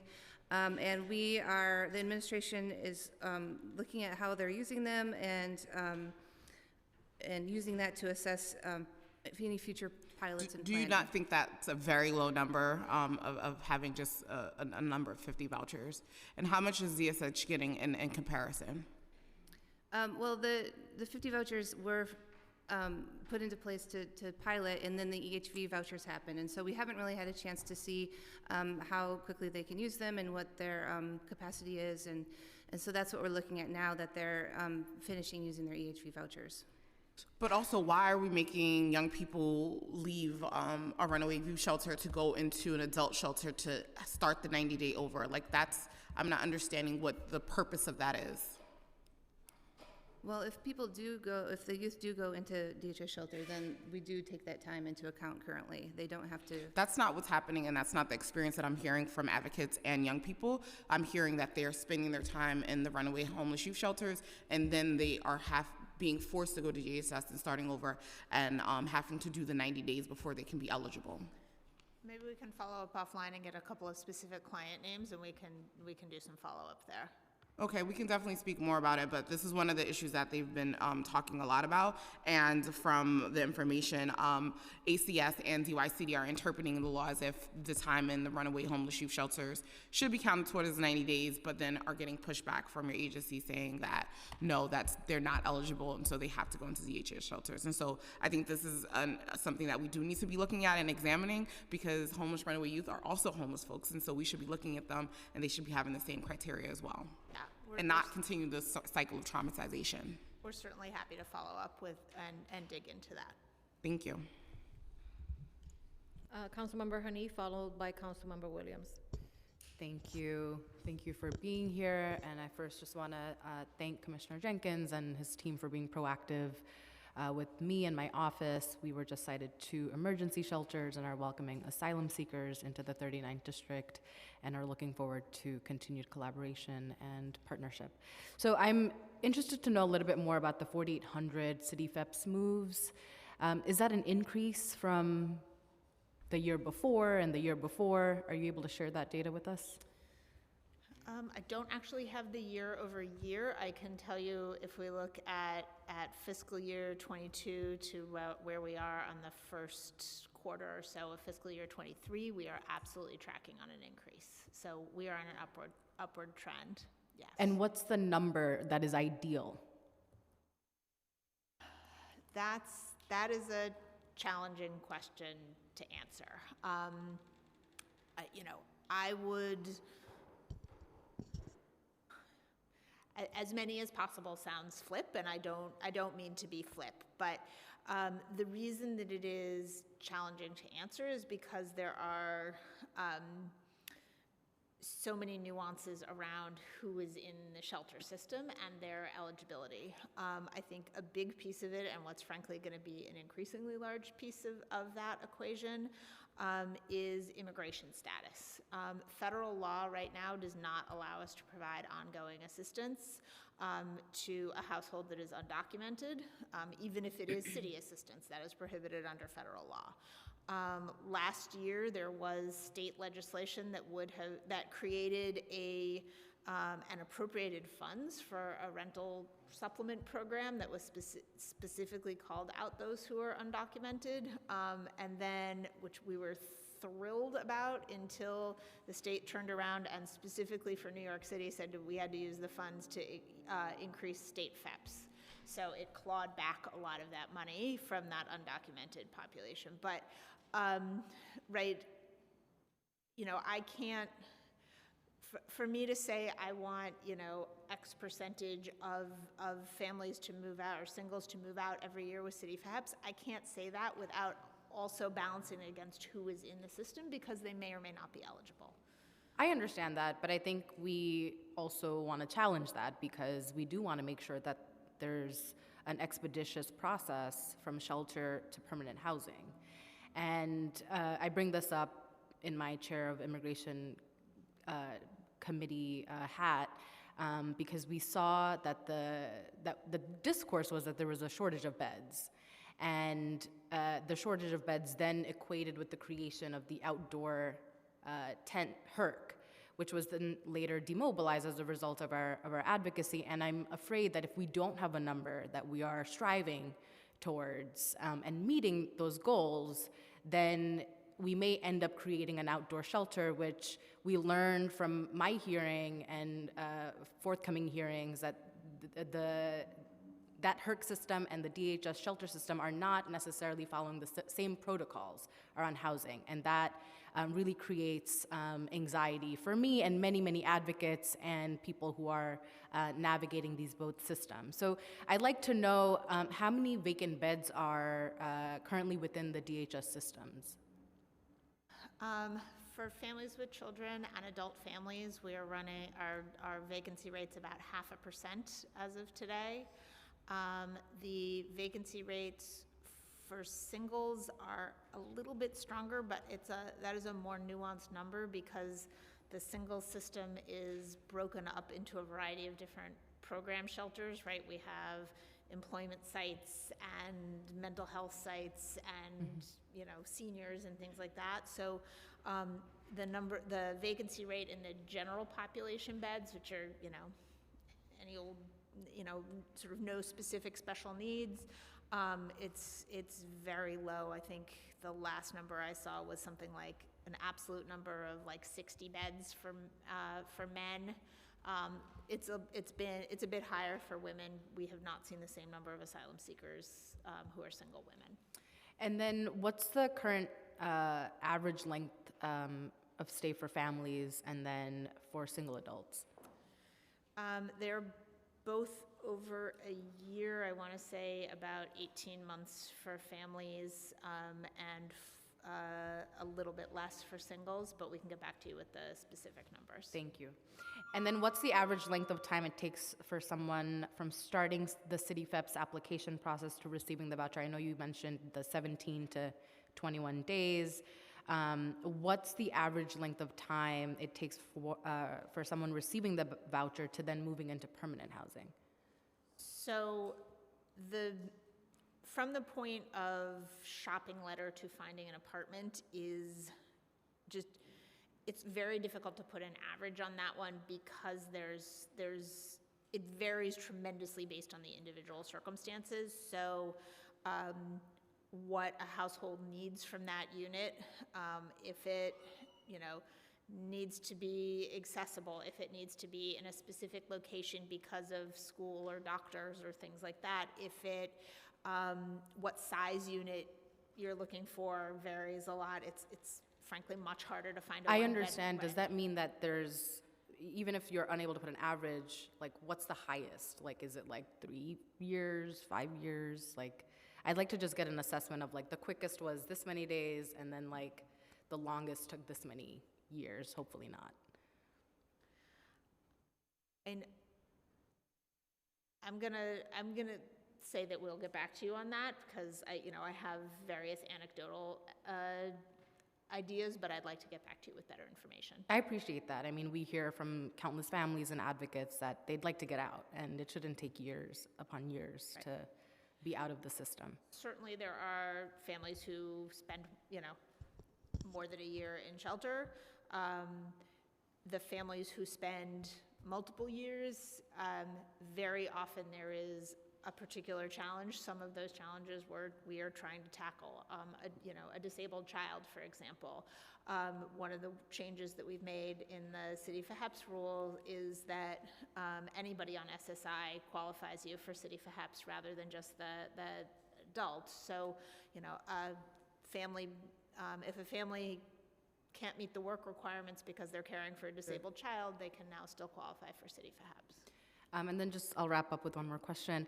I was really grateful to hear your enthusiasm at one of our hearings about the state passing this legislation to expand the voucher program to undocumented and asylum seekers in New York City. What steps are you all currently taking with our Albany colleagues to ensure this bill is enacted? I know you've mentioned some challenges, but is there continued engagement happening, conversations regularly? And then if it does pass, and I'd like to say when it passes, how many New York City residents would gain eligibility to city FEPs that currently lack it? Thank you. So absolutely, we're engaged with our Albany colleagues. I think one of the things that we're really focused on is trying to reverse that, what I keep calling a clawback in the RSP program, right, that diverted the funds that were intended to go from for undocumented households and move that over to the state FEP side of the ledger. I think, do you have the number on how many we could serve if that was reversed? No, I just know right now it's 1,000 right now. Okay, we can get back to you on if the clawback was fully reversed, what that would mean for with number of households. Thank you so much. Thank you. Councilmember Williams? I wanted to follow up on a question around the average time. How do you collect that data? Like, how do you determine that that's in fact the average? So, we do have a system that we use for processing right now. As I mentioned, we're in the process of replacing and upgrading that, but we do have a system that we're using for tracking now. Are you able to share with us like the system that you use to track? Do a demo, you mean? Mm-hmm. Or like just share like the methodology, like how is the information calculated? How do you then like analyze that to provide the data you provided today? Because I think there is a misconception around like the length of time. So it would be good to understand like, okay, how is this data collected? And then how do you assess it to say, okay, the average time is 17 to 20 days? Sure, I'm gonna need to pull in my IT folks, but we can get back to you on that. Okay, cool.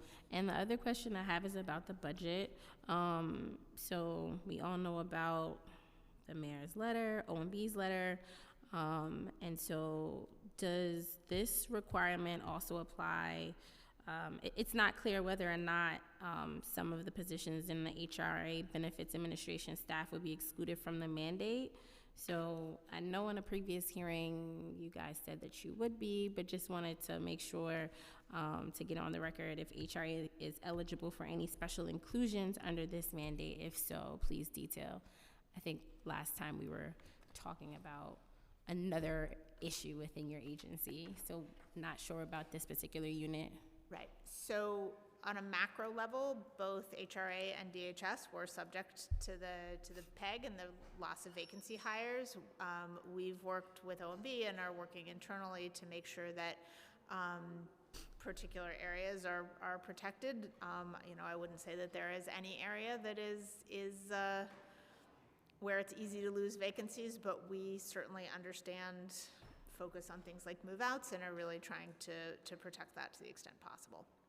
Okay, I guess that leads to my next question. Are you able to tell us how many of HRA's city-funded vacant positions relate to the administration of rental assistance? So I guess the unit that you just told us about that focuses on the City FEPS program. So we have teams at DHS, we have teams at HRA. I can answer for DHS, and then I'll pass it off to my colleagues. So the DHS team it's about 115 positions, of which I have, I think, about 16 vacancies there, but that includes this new group that was a customer service team that was funded. So that sounds like a slightly higher vacancy rate than it is, because we're actually doing some expansion there, which is a good place to be, particularly in this climate.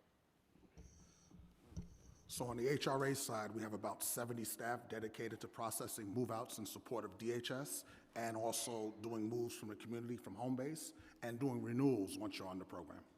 And we have maybe a handful of vacancies, but we're in the process of backfilling those. And now I have another question, because how does that coordination work between HRA and DSS? So if you are like handing out the letters, are you doing more so of like the on-the-ground logistics of the move?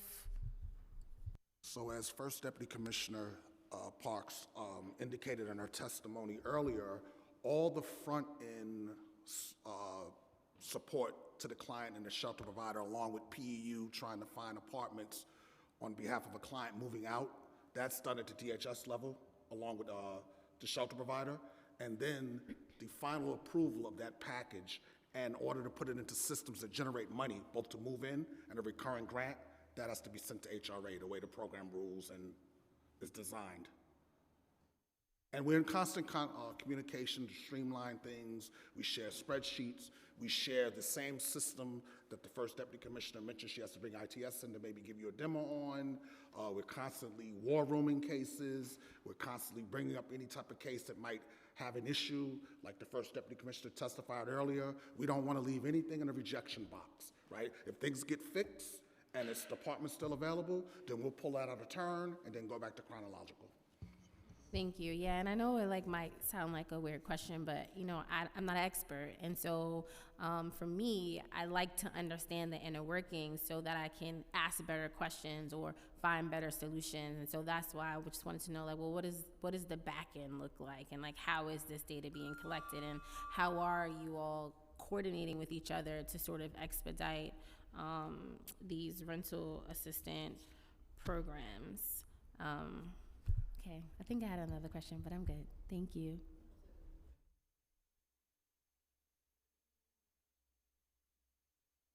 No, I think maybe it was as electeds, we like to say statements. So I think my statement was, I think sometimes it's a misconception, and I'll speak for myself, that there's endless money and we can do all of these things. And I don't feel that way. Where there are vacancies and it's not needed, that's fine. If you can streamline and cut red tape, because I do think overall government is bloated.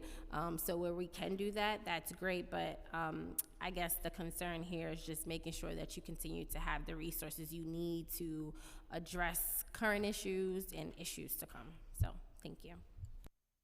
I just want to say something positive, because we do have problems with FEPS. I have the list here, but Mr. Charles Kenneth, whoever he is at HRA, has solved them all. So whomever he is, just be sure that he gets the credit. There's a long list here at the end. We love Charles Kenneth from my staff. I don't know if you know him, but just so you know. Kenneth Charles. Kenneth Charles. Thank you. Just so you know, pass it on. Thank you. That's important too, right? Help lift the morale. And again, this is not an issue of questioning the efficiency of the staff, but rather the efficiency of the system, right? And how we fix it and tweak it so that it works to an individual's advantage. I have a couple of just quick questions. Does DHS currently report cases of possible income discrimination to CCHR? Yeah, I don't believe there's a formal intake process, but if we see something that we think we can document and that would rise to that level, we will absolutely make sure that it gets escalated. So do you track it, or do you track that information currently?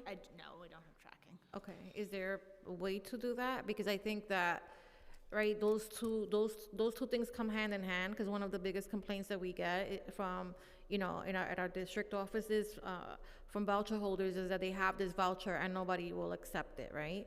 And so I passed legislation that included language on what income discrimination was on the actual voucher, but not everybody has, the time, right? People are stressed out, out there trying to just survive, and may not see that.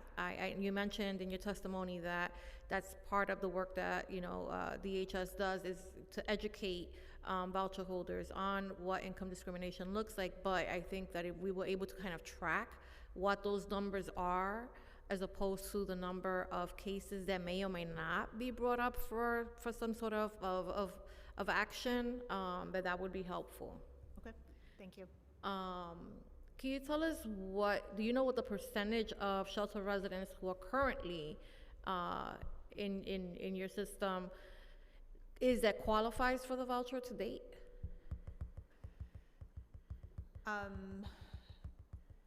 it is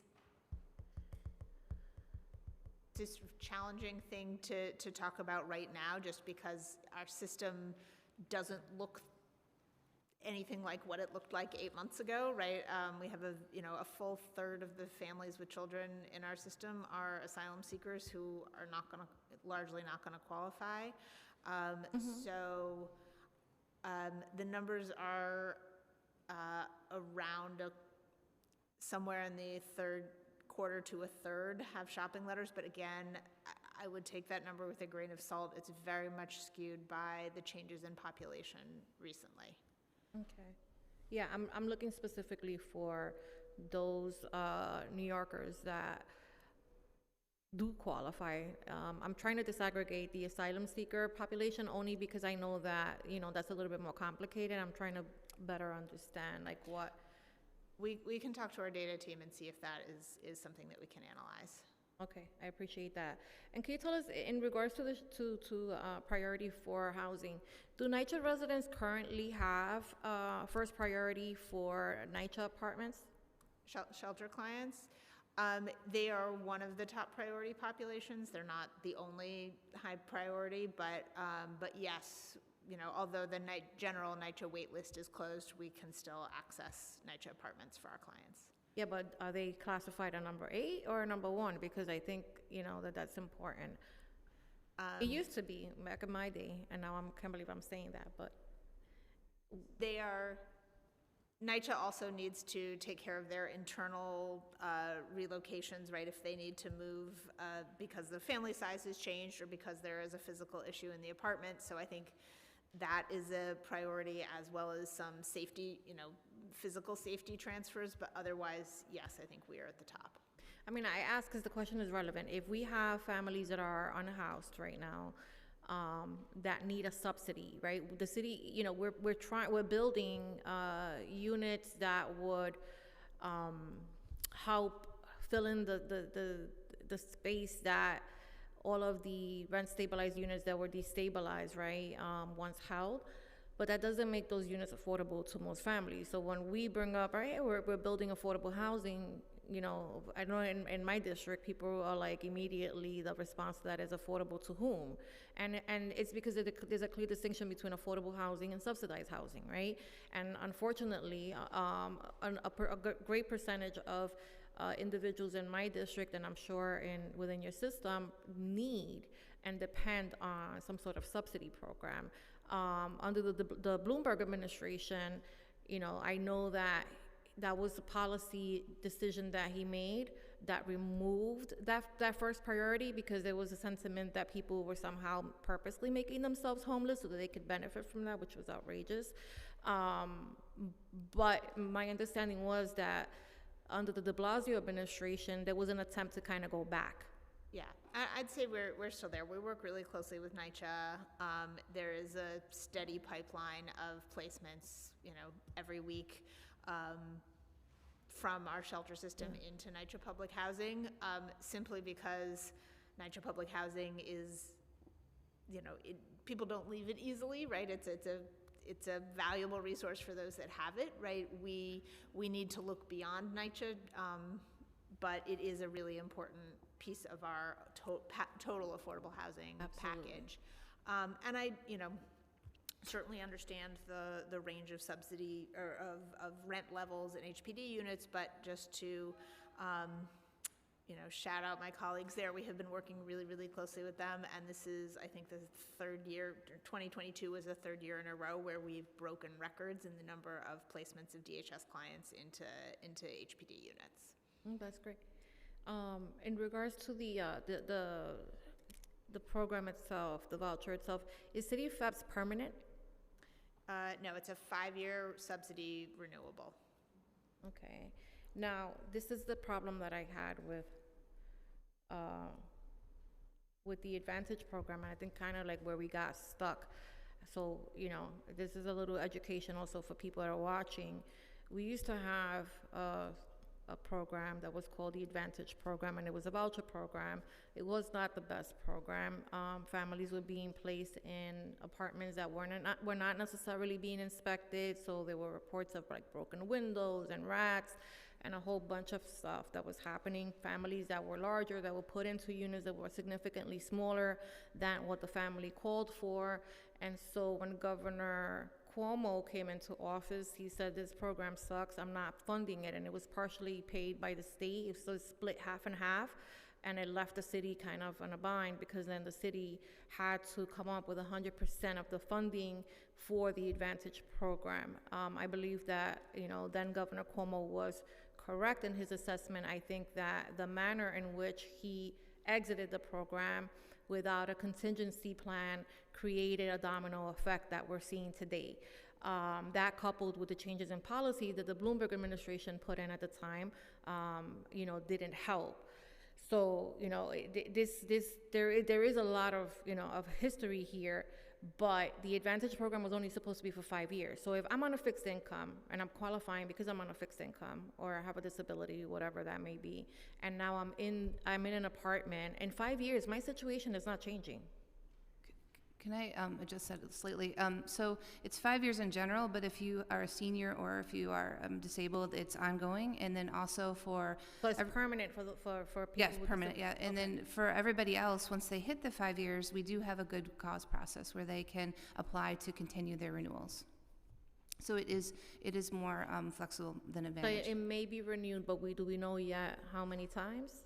Or is Some people have stayed continuously on the program for many years after 5 years. Yeah, so because no, my right- concern is that then we stabilize them and then pull the rug from Yeah, them, no, we right? definitely- And now they cannot afford this apartment that, they struggle to get to begin with. And then I think my last question is really around payment, because I think that was also, again, and is relevant to what happened then, is that in the removal of the Advantage program, what ended up happening was that there were, a significant number of landlords that were not paid. And that obviously did not leave a really good taste in their mouths. And I, completely understand that. And so it eroded that trust, right, between the city and the landlord, to a degree that we're now seeing landlords, very clearly, telling folks that they're not accepting the vouchers program, which we know is a source of income discrimination, and that I'm concerned about the late payments of the voucher once an individual is already in housing, and wondering if there's any attempt or any way to to rectify that. So sure, thank you for that question, Deputy Speaker. Once someone's already in, I think there's a little bit of a misconception here.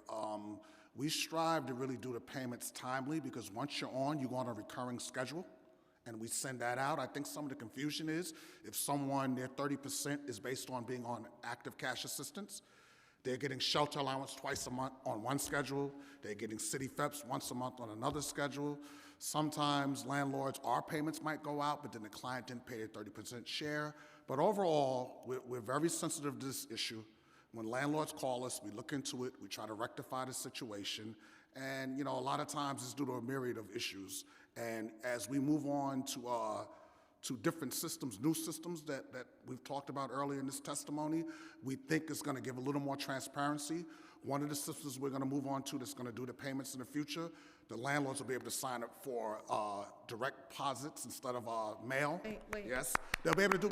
But the good thing about it is they'll be able to take the initiative and do it themselves. Yeah. They'll be able to go into a portal and sign up.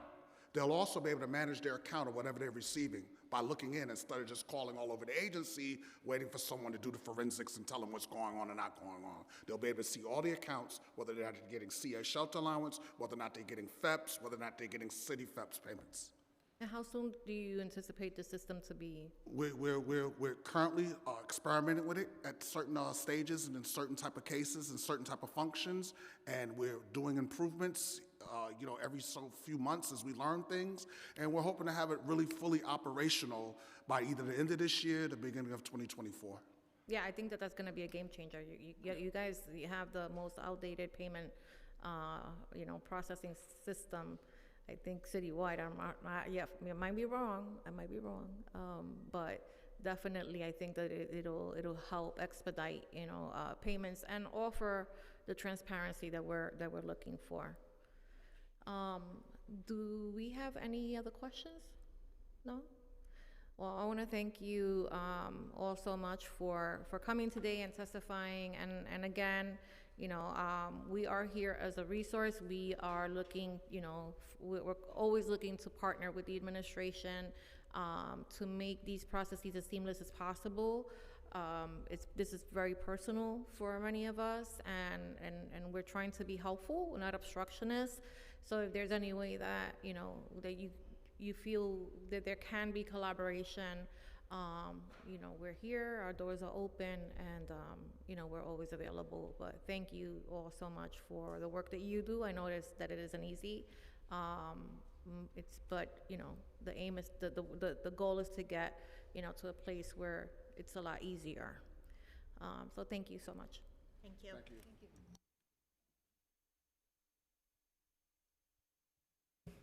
I will now be calling up members of the public to testify in panels. Reminder that all testimony will be limited to 3 minutes. I would also like to note that written testimony, which will be reviewed in full by committee staff, may be submitted to the record up to 72 hours after the close of this hearing by emailing it to testimony@council.nyc.gov. The first panel will be an in-person panel, and it will consist of Claire Plunkett, Henry Love, Jamie Polovich, and Robert Desir.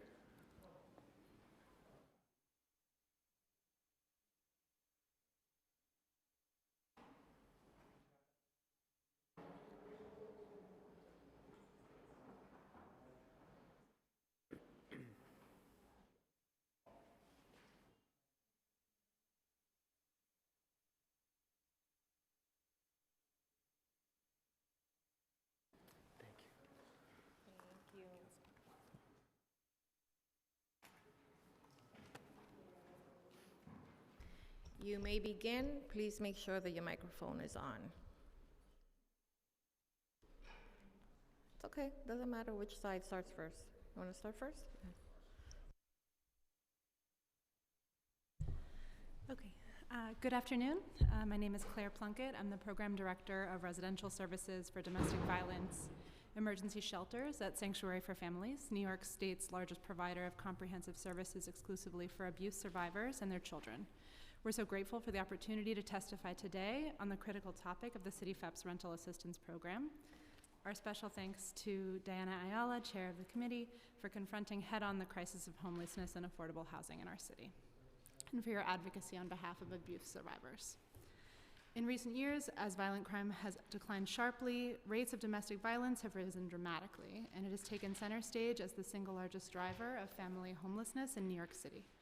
According to a 2019 New York City Comptroller's report, domestic violence accounts for over 40% of families entering DHS shelters, a sharp rise over the previous 5 years. This statistic does not include over 2,500 annual residents in HRA domestic violence shelters, the largest DV shelter system in the nation. For almost 30 years, Sanctuary has run a large 58-family domestic violence transitional shelter and 4 small crisis shelters that together provide safe, confidential residence for 350 to 400 adults and children annually, including over 200 children last year. We also provide eviction prevention, legal services, case management, job training, and direct rental assistance. Over the past 2 years, our HUD-funded Continuum of Care Rapid Rehousing Program has become an additional, valuable rental assistance resource for shelter residents ineligible for vouchers, but this funding only covers a small number of families. The single greatest obstacle our shelter clients face in their transition to long-term stability is the challenging housing subsidy system, including City FEPS. There's no question that the introduction of City FEPS has made a positive impact, with increased incentives for landlords to rent to voucher holders and the increase in September 2021 up to federal Section 8 fair market rent levels. But certain program rules still make it difficult for low-income survivors we serve to participate. Apartment size requirements based on family size and composition can force families to search for unnecessarily large apartments that are over the voucher limit. Too often, shelter residents on a path to economic stability and independence find that working to support their families actually results in exclusion or removal from voucher programs because their income is too high, a formula triggered at levels far below comfortable living wages. Also, as we've spoken of today, a number of HRA Emergency Intervention Services staff vacancies, including many due to retirement, are not being filled. leaving in the HRA DV shelter system only 1 or 2 people responsible for processing vouchers and other public assistance, and that's for the whole DV shelter system. With such limited staffing capacity, there are long delays in voucher processing for our shelter residents. Another major challenge for survivors is actually using the voucher once it is approved. Sanctuary clients still struggle to find suitable apartments within the maximum. Okay. You can wrap up. Okay, thanks. I guess I just wanted to add anecdotally, in our transitional shelter, we have over 3 families that have had packages submitted since November that haven't moved at all. So that means they secured an apartment and they're still in our shelter with us because of that wait time. So with respect to the 17 to 21 day average that was cited previously, we don't see that within our agency. And yeah, this will be reviewed, I know, later, but thank you for the opportunity for us to testify today.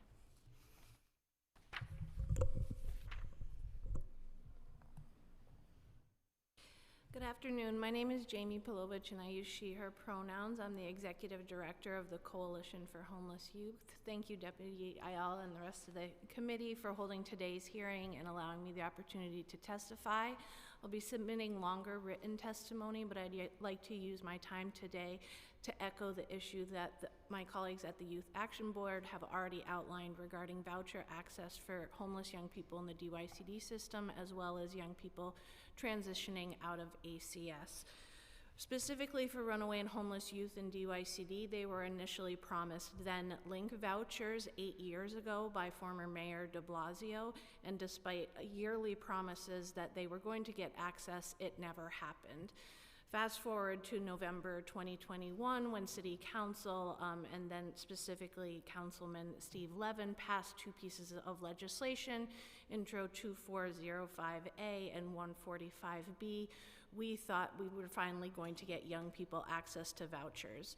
The intent of those legislation and the laws that were then passed was to allow time spent in ACS and DYCD towards the 90-day eligibility requirement, and then for vouchers to be administered to young people that otherwise were eligible while they were still in those systems, preventing them from having to exit those systems to go into DHS to be able to access housing vouchers. I'd like to comment specifically regarding some of the remarks that were made by the administration. We do acknowledge that right now young people do have access to vouchers, both through the one-time allocation of emergency housing vouchers that were issued to the city, which DYCD young people do have access to, as well as ACS, and also the 50 voucher pilot, CityFEPS pilot, that they also referenced that both DYCD and ACS young people have access to. But after both of those are exhausted, minus DSS interpreting the legislation as we intended, young people will not have access to vouchers in those current systems and will, as the YAB spoke to, be forced to go into DHS to get access to vouchers. Regarding other remarks that were made, we don't believe that young people are a pilot, right? Young people are deserving of vouchers, and for ACS young people, access to vouchers is prevention, which DSS testified to as one of their primary goals. For young people in the DYCD system, they are homeless. DYCD operates a homeless shelter system, and they should be given access to the same vouchers that homeless individuals get access to. It shouldn't matter what acronym you attach your services to. You should get vouchers based on the fact that you are homeless. Regarding the discrepancy between the interpretation, is it okay if I finish my comment? Regarding the discrepancy regarding the interpretation of the language in the laws, there's 2 main issues. One, DSS does not interpret the legislation to allow young people to get vouchers from while they're still in the DYCD or ACS system, although they do believe that the laws will allow time in those systems to count towards the 90-day requirement. The second issue with the laws is what we were explained was a boilerplate phrase that was put into the final version that says subject to appropriation. Our understanding during the aging process for those bills was that that phrase, again, was just standard language to mean that as long as CityFEPS was maintained as a funded program in New York City, that young people would get access through the legislation, but that if the program was ever defunded for the city, that it wouldn't hold the city liable to maintain it just for ACS and DYCD. Now we're being told that that language, in fact, does not do that, and it means that for young people in ACS or DYCD to ever get access to vouchers, that both ACS and DYCD would have to negotiate with OMB separate funding to administer vouchers within their respective systems. Thank you, and I'm happy to answer any questions you may have. Thank you. Good afternoon, Deputy Speaker Ayala and members of the General Welfare Committee. My name is Dr. Henry Love. I'm the Vice President of Policy and Planning at WIN. WIN is the nation's largest family homelessness provider. We serve over 6,600 people per night in our supportive housing and in our transitional shelters. And we house about 14% of the total family homelessness population in the city of New York. In 2022, we moved out about 840 families from shelter into permanent housing. And much of this was thankful to the City for HEPS program, particularly thanks to Intro 146, which increased the amount of City of HEP voucher values. And so in 5 months after that voucher amount was increased, WIN City FEPS placements were 79% higher compared to the months before and 40% than the previous year. We're delighted to support additional legislation to improve the system. Today, the proposed legislation and resolution will move City for HEPS closer to becoming the city solution to homelessness. Principally, we are delighted to see the bill to end the 90-day rule. So thank you, Chair Ayala, Councilmembers Sanchez, Bottcher, Juan, and Hanif, and the Public Advocate for introducing that. And I want to be really clear on something that was stated earlier by the administration, that the 90-day, doing away with the 90-day rule, we see it as just one of the many tools in our toolkit to address family homelessness. And so, yes, we know that there's a lack of affordable housing in New York City, but it doesn't make sense to have people wait an additional 3 months to look for housing. We see it as an additional 3 months that we could have for people looking for housing. And so we also estimate that the cost is more than $10,500 per family during this period. And additionally, this requirement puts pressure on the already strained system. And so earlier, it was mentioned by the administration on the family side, we're at about 0.5% vacancy rate. And so what that means in WIN is that we have less than 10 units at any given moment that families can move into. And to further address the migrant crisis in shelter, WIN supports the intent of the resolution from Councilmembers Sanchez and Hanif, which would call on state legislators to enact legislation that will provide New York City with an authority to expand City for HEPS to migrant families regardless of their immigration status. More than 26,000 migrants are living in the city right now in our shelters. Even more migrants are expected to come in the future, and at WIN, we really believe that this is going to be the new normal for our city. And although we agree that the state must do more, we believe that the city has the authority to act unilaterally and should expand City for HEPS eligibility to migrant families regardless of their status. In addition, removing the work requirement for City for HEPS eligibility will open up the voucher to many more people and help parents, particularly those who are unable to work. Widespread investment in program and additional modernization efforts, as earlier mentioned, are also things that we are very excited about. DSS should increase staff to review City for HEPS. Provider-facing portals should be used. And as earlier mentioned, making the payment process more applicable to 2023 is absolutely needed. And just on a final note, the city should commit to City for HEPS applications turnaround time, taking a maximum of 30 days, including the pre-clearance, inspection, packet preparation, packet approval, and insurance payments. As it stands in the past fiscal year, as earlier was mentioned, the average length of stay for families is 534 days before moving out. For every week that a voucher-eligible family member remains in shelter as opposed to moving into an apartment with City for HEPS, it costs the city $814, equaling $42,328 per year. Ultimately, optimizing the City for HEPS voucher program is both just and economical.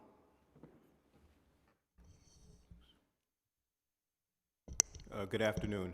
Thank you, Chair, for having this hearing, and thank you to the committee for allowing me to testify before you.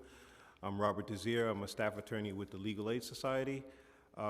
We have written comments that we'll be submitting in due time in conjunction with the Coalition for the Homeless. So we've repeatedly encouraged the city and state to address the root cause of homelessness, which is the lack of affordable housing, through proven effective policies including housing vouchers and subsidies. I'll go through our recommendations because I know that the time is short. There are a number of different pieces that play a part in making city FEPs effective and useful and helpful towards keeping families in their homes and also moving people out of shelter. First, we urge that city FEPs be extended to all non-citizens regardless of immigration status. We welcome the state assistance that's sought with the resolution, but we still maintain that the city is within its authority to extend city FEPs to this population. These families are often in greatest needs of assistance, and they're amongst the longest stays in shelter. With regard to the utility allowance, we would agree with Intro 229 and its attempt to prevent the utility allowance from limiting the maximum rent a tenant can seek. We support Intro 229, but suggest the following additions. Tenants whose rental portion is calculated at less than the utility allowance and those whose sole source of income is public assistance should receive a utility assistance payment like the Section 8 program does. There's been a lot of talk about creating parity with Section 8 and amongst the different subsidy programs. This is one way that will go a long way towards that. In addition, we also urge that those with a zero share or whose share is below the shelter allowance should be given a utility credit. With respect to tenants who are at risk of eviction, we urge expansion to these rent-burdened elderly and disabled tenants. 2017 Housing Vacancy Survey data shows that there are close to 10,000 rent-regulated households headed by an elderly person that are severely rent-burdened but do not qualify for city FEPs. Severely rent-burdened is paying more than 50% of their income towards the rent. The same data shows that more than 40% of households with a disabled or elderly member are severely rent-burdened. Creating even just 5,000 vouchers for these households would reduce homelessness, preserve affordable housing, and maintain community stability. In this spirit, we support the expansions sought with pre-considered introductions 2864 and 2863. We also support elimination of the 90-day rule. That's been testified about, so I'll wrap up by saying we support the elimination of the 90-day rule, and in response to the city's mention of affordability, we think that the city should adopt the exception payment standard that's used by HPD and used in the emergency housing vouchers.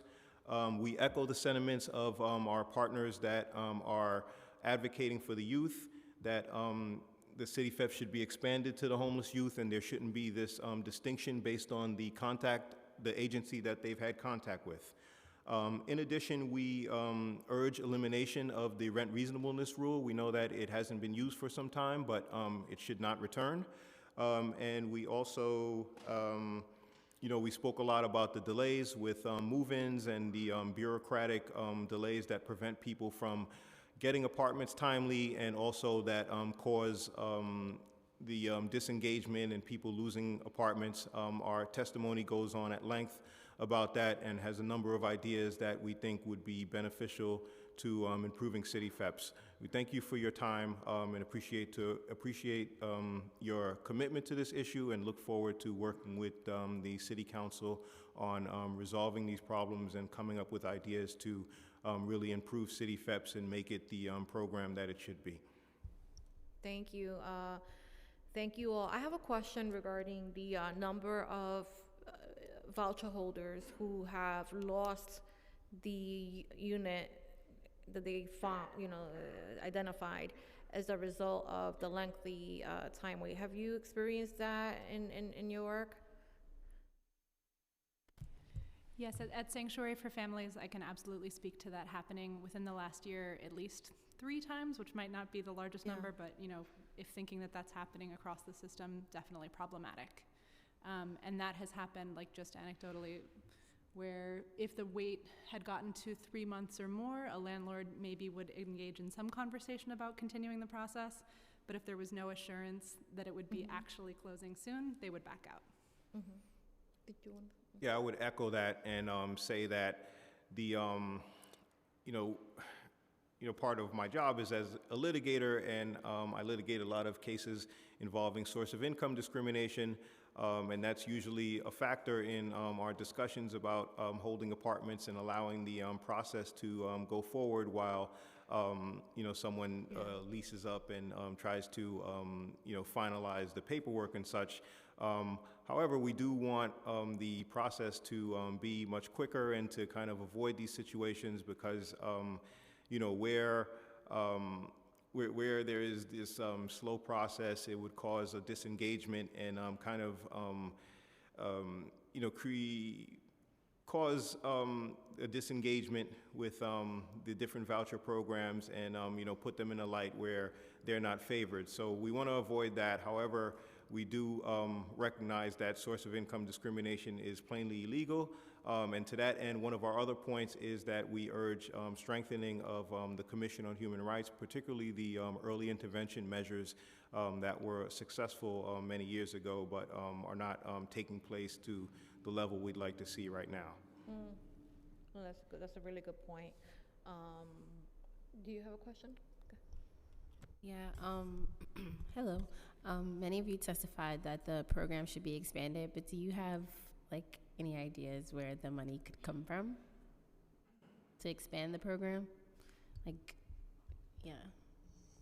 Well, I think one of the things for us about the expansion of the program, at least on the shelter side, is that City FEPS is cheaper than folks going in the shelter.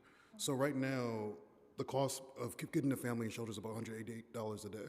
Where City FEPS is $72. So in and of itself will be a price reduction. So I think for us, that's one of the big cost savings. In addition to folks not going into shelter, we know there's a host of different developmental, health, outcomes that are exacerbated on the city and the system, education that are much, much larger than just those numbers. So it's a cost saving in and of itself, I think, just to move forward with City FEPS. Is that in the package that you submitted? That yes, data? Some of that is, yes. Okay, thank you. Thank you. You gave me a lot of really, really, really good information. And if you have anything else, my committee and I are working on creating some sort of guiding principle, if you will, of how to more efficiently use existing resources to really help address this situation. One of the things that I have, and maybe for the Legal Aid Society, there is a question regarding the income discrimination unit. Our understanding is that it's severely understaffed, and we've heard from some advocacy groups that say we've compiled all of the data, all of the information, we've literally built the case around the income discrimination, right, for a client, and they're like, yeah, we don't have the capacity right now. Is that something that you guys are experiencing as well? Certainly. We're definitely aware of cases that have lingered for some time, and I think that's especially crucial where, there are people who have experienced income discrimination, but they're housed. But when someone is experiencing it in real time, someone who's trying to leave shelter, and they're having these roadblocks presented to them, it's really important that they're able to have advocacy that addresses it right away, and that's what the intervention team was able to do a number of years ago, and I think they were successful in a lot of cases, but we're not seeing that presently, so we really need a... I'm not familiar with the intervention team. What exactly did they do? Well, there were attorneys and staff who were receiving complaints and really before any litigation measures or pursuing a complaint were acting directly with the housing providers, trying to use the looming litigation to convince them to rent this apartment to a person. So you have the litigation measure, which is great and which is good towards deterring conduct in the future and getting redress for people who have been wronged. But we also want to get them the ultimate result that they're seeking, which is securing housing. I'll also add to that, on the provider end, that office actually did outreach to us. So close to 5 years ago, we would have somebody come speak with our housing navigation staff so that they could know how to identify it, how to, even take some additional steps before they submitted to that office. But as far as I know, that office is not at the same staffing capacity that it was, and so that hasn't happened. I'm sorry. Sorry, that wasn't CCHR though. That was Would've because been the CCHR Human Rights recently, Commission? I think the Human Rights Commission. they just recently moved the source of income unit into CCHR. So I just want to be clear, that wasn't CCHR. It was probably It was HRA. a different program. Yeah, and I just want to add that, this is not unique to New York by any means. In terms of source of discrimination, it's a big problem that HUD has been dealing with across the country with Section 8 vouchers, right? And I think the other caveat I would add to this is that it's not just source of income discrimination, it's intersectional, right? So whether you're a young person that has a voucher and is being discriminated based on source of income in addition to being young, for our clients, their families, where 94% of our clients are Black and brown, right? So it's intersecting with race, it's intersecting with class, and it's intersecting with the fact that they have a voucher, and making it incredibly challenging. And so it's a huge area that really needs to be funded and supported. Yeah, I agree. Well, thank you all very much for coming today and testifying, and thank you for the suggestions. And if you have any others that you think about after you leave here today, please feel free to share. Thank you. Our next panel will also be an in-person panel. It will consist of Dominique Tatum, Samantha Khan, Jack Boyle, and Andy Manante.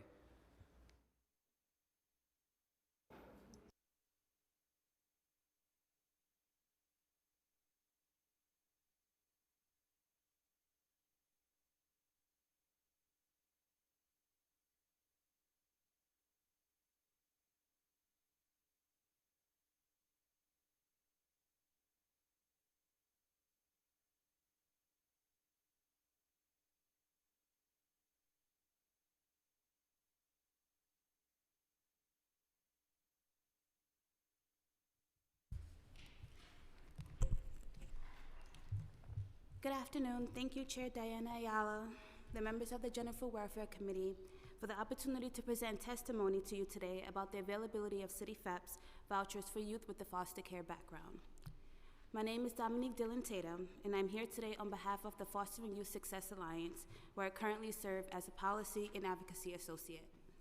2 years ago, I served as a FISA youth advocate, as I am a former youth in care, so this issue is very dear to me. FISA is a statewide advocacy group that promotes responsive policy programs to improve the socioeconomic, physical and mental health, housing, and educational outcomes for youth in and aging out of foster care. FISA is housed at and managed by Children's Aid. One of the most common things we hear from young people is how vital stable housing is for youth as they transition out of care.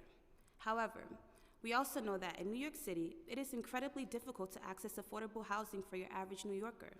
For young people with a foster care background, this is even more difficult, and it is vital that the city provides support to make affordable housing an attainable reality for youth when they exit care.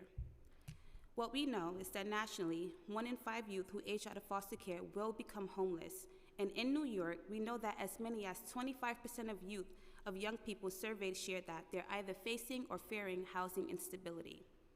In 2021, advocates supporting both youth with a foster care background and runaway homeless youth celebrated the passage of 2 pieces of legislation that simplified access to City FEPS vouchers. In April of 2022, local laws 170 and 157 went into effect, and we believe they would make youth transitioning out of ACS care, as well as youth experiencing homelessness in DYCD-funded HRY programs eligible for City FEPS vouchers without having to first enter a DHS shelter. For youth with a foster care background, their time spent in foster care was thought to count towards their City FEPS eligibility, and ACS would not have to advocate for a specific allotment to serve their population.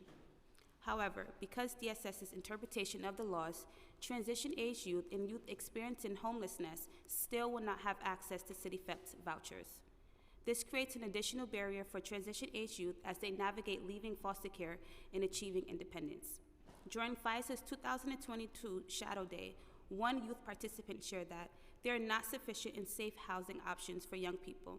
Another stated, when youth do have access to vouchers, they're still difficult to navigate. Young people very clearly voiced their needs for easier access to housing, and this decision represents one step away from what young people have shared as their needs. We strongly urge the Department of Social Services to uphold local laws 157 and 170 of 2022 as the community and council intended. Upholding this legislation as intended opens a pathway to support some of our most marginalized, can I continue? One of our most marginalized New Yorkers, not only to survive, but to thrive. Thank you again to the chair and the committee for allowing me to bring this issue to raise this concern. I'll take any questions. Thank you.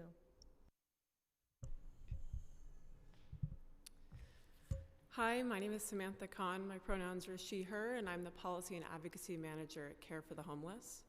I would like to thank Deputy Speaker and Chair Ayala and all members of the General Welfare Committee for holding today's oversight hearing on the City FAPS Rental Assistance Program. Care for the Homeless has 38 years of experience providing medical and behavioral health services exclusively to people experiencing homelessness in New York City. We operate 27 federally qualified community health centers in all 5 boroughs and 3 transitional housing residences. For the past year, we've been working as part of the Homes Can't Wait Coalition to address issues that both voucher holders and staff members encounter when attempting to access, navigate, or utilize the City FAPS voucher. We commend the administration for starting to take important steps to improve the effectiveness of the voucher program. However, a variety of important concerns remain to be addressed. The recent influx of asylum seekers has exposed the long-standing challenges non-citizens and immigrants face in our city. Many homeless New Yorkers have been stuck in the shelter system for years and sometimes decades because of a lack of housing assistance for undocumented residents. We strongly support the resolution sponsored by Council members Sanchez and Hanif that calls on the state to pass legislation expanding eligibility for City FAPS to non-citizen households. We suggest that the language be changed to specifically support the state's adoption of A10510 S9416, which would grant localities discretion to extend housing benefits to non-citizens regardless of status. We also need significant resources to hire additional DSS staff to improve capacity and ensure New Yorkers experiencing homelessness are moved into housing quickly. There remain inefficiencies in the processing of City FAPS applications that are likely due to staff shortages, and with the administration's proposed budget cuts, this will only worsen. Our housing specialists report that on average, only about half will get processed without having to follow up, and for those that do require follow-up, they are asked to submit more up-to-date documents due to the time lapse between submission and review, which unnecessarily delays a client's application. They also continue to experience different responses from staff when reviewing applications, receiving inconsistent feedback about what corrections are needed. The workflow needs to be streamlined, and clear tracking via potentially an electronic portal will help increase transparency. We also support the elimination of the 90-day rule sponsored by Deputy Speaker Ayala, eliminating the utility allowance deduction, expanding the definition of a rental assistance voucher to include households experiencing housing instability or at risk of entering shelter, and committing to a 30-day maximum turnaround from finding an apartment to approval to ensure that voucher holders can retain permanent housing prospects. We urge the administration to implement the important changes outlined today to the reforms already announced to the City FAPS voucher program. Thank you so much for your time.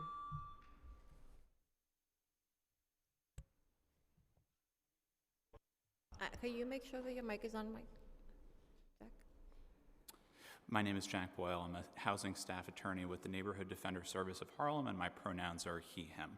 I want to focus my testimony today specifically on the home-based program that New Yorkers who are not currently living in a shelter must navigate in order to obtain a City FAPS voucher. We'll be following up with more detailed written testimony after today's hearing.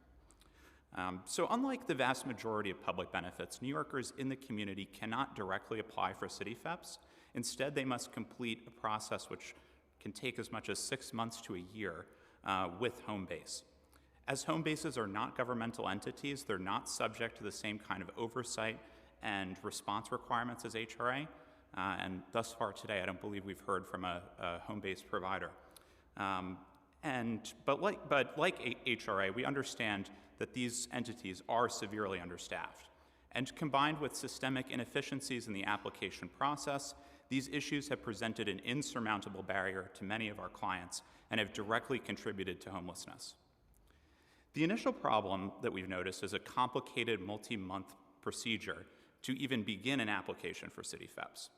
So when clients attempt to call or email home base for initial appointments, we're told that no one responds. When clients have attempted to go in person, they have been turned away. And even when our office has specifically referred clients to home base, it typically takes somewhere between 6 weeks to 4 months to get an initial response. And at that first stage, home base won't actually evaluate anyone for City FEPS, but only evaluate whether they can speak with a caseworker. And so from there, we're told that they must wait another 8 to 10 weeks to be seen by a caseworker and conduct a second intake, often going over the similar information. There's then a further wait of weeks to months to be processed for a voucher. We found that clients are routinely lost in this convoluted procedure and have not been able to move past it without extensive advocacy from NDS, often involving HRA itself. And our clients simply cannot afford these delays. With the end of many pandemic protections in housing court, judges and landlords' attorneys are not willing to wait 6 months for home base to begin a voucher application. And additionally, clients face a really agonizing wait, racking up rental arrears, which the program may not actually pay out in the end. And a second issue that we've noticed is that routinely home base will not provide assistance in actually finding an apartment. This is a significant problem, as many clients report applying for hundreds of apartments without success. Homebase, however, knows which landlords and brokers have accepted vouchers, as they must complete the complex leasing process in order for someone to move in. And Homebase also has access to the city's home system and can directly schedule viewings for affordable listings. I'll just conclude in one moment. And the third sort of problem that we've noticed is that should a client need to make a change to a voucher or need Homebase to complete the leasing process, we found that they've been told that their cases were already closed and that they need to return to the multi-month intake process again at the beginning. So while we sympathize with the staffing issues at Homebase and the lack of resources, and we all understand that the strain that all providers are under at the moment, we believe that these procedural problems are really substantially contributing to the wait times that our clients are seeing. Thank you for the opportunity to testify. Thank you. Good afternoon, Speaker Ayala. Good afternoon, City Council members. I'm here more to testify on a personal basis, very much informal, just my personal story. I became homeless at the end of November of 2022. I didn't know basically anything about the shelter program or any of the other programs associated with it. But I decided if I was put in this situation, unfortunately, through unfortunate circumstances, I was gonna try to do my best to be prepared for whatever journey I was about to embark on. I was sent to Ward's Island, where I immediately started doing research as to what is a voucher, what vouchers apply to me, what are the boxes I have to tick to apply to any voucher that's available to me. Eventually I got sent to a permanent shelter in Brooklyn, where I've spent about 75 days now. I can't say I know much more about the process or how to expedite it in any kind of way. I hear some of the stories here today and that don't give me much comfort, but as I continue, I pretty much spend Monday through Friday trying to research. I have a phone list of about 20 phone numbers that I can call Monday through Friday just to receive any bit of information that might help me in this process. As of right now, I have applied for reasonable accommodations. And this is because I am experiencing severe mental health and physical health issues at my current shelter. That was done on December 22nd. I still have not heard anything about these reasonable accommodations. Just to expand a little bit further on that, I have asthma. Just to be very quick about this, there's poor ventilations in the rooms. that affect me. I've had to call ambulances several nights for nebulizers, which basically is the next step when my rescue inhaler doesn't work anymore. So I'm waiting on that. Supportive housing seems to be something that I also am waiting for. I've gotten all the paperwork submitted. Now I just, feels like I pretty much just sit and wait at this point while I'm in an unsafe room where I have to call for an ambulance. The only thing I could do personally is go out and get my own nebulizer through my own pharmacy, my own doctor, so as to protect myself and my own health, so I don't feel like I'm drowning every night when I wake up because of inhalation of things I don't want to inhale. Other than that, because I've been in the 2010E, because I've been in the 2010E process for so long, I eventually will qualify for CityFEPS, which then I will have to find out what that's like. But since it becomes available in 90 days, I am here to say that if that was available from the beginning, I would have started that process a long time ago, and I would have done what I needed to do to get basically myself out of the shelter. How many days did you say you were 75 days in the Brooklyn facility? As of right How now. long were you at wards? I was at wards for about a week. A week? Yeah. Okay, so close to 80 days. Yes. So you would have had 10 days left, according to the 90-day rule, Right. to qualify. Now, has there been any attempt to meet with you by a caseworker or a housing specialist? I meet with my caseworkers and I meet with my housing specialist, and I basically feel like I'm a middleman. They give me papers, and I give it to my doctors, and then they give me the papers back, and then I give it to them, and then they have to send it to the correct people, either at HRA or DHS. So it's a big waiting game. I feel like a middleman. The part that's stressing me out is I have to get on the BQE every day because all my appointments are in Queens, and they seem to place me in Brooklyn. So I am on lack of sleep on a daily basis because I can't sleep because I have asthma, my medication also because I take medication for mental illness is not working properly. So I feel like I'm an unsafe driver on the BQE every single day and night while I wait for reasonable accommodations. And at this point, I don't know who to contact anymore. The director was very helpful in getting me these applications for reasonable accommodations sent out.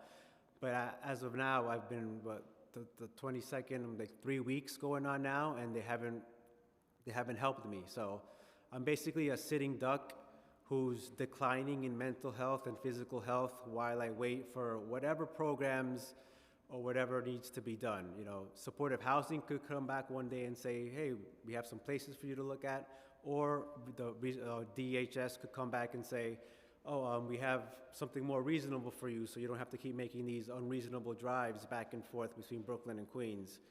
And other than that, in like 10 days, I'm gonna apply for CityFEPS, so we'll find out what that's like, you know? Yeah. Other than that, I'm just, it's my first time being homeless, but struggling, to say the least. I've been there. It's Struggling. difficult. Yeah.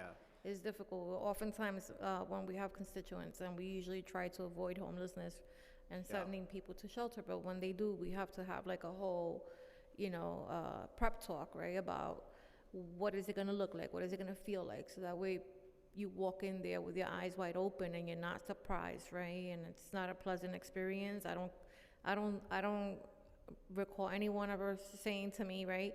The system has changed drastically throughout the years, but we can, if you need help, we can provide that help if you share your information with the staff. Yes. We can call to see about the reasonable accommodation, and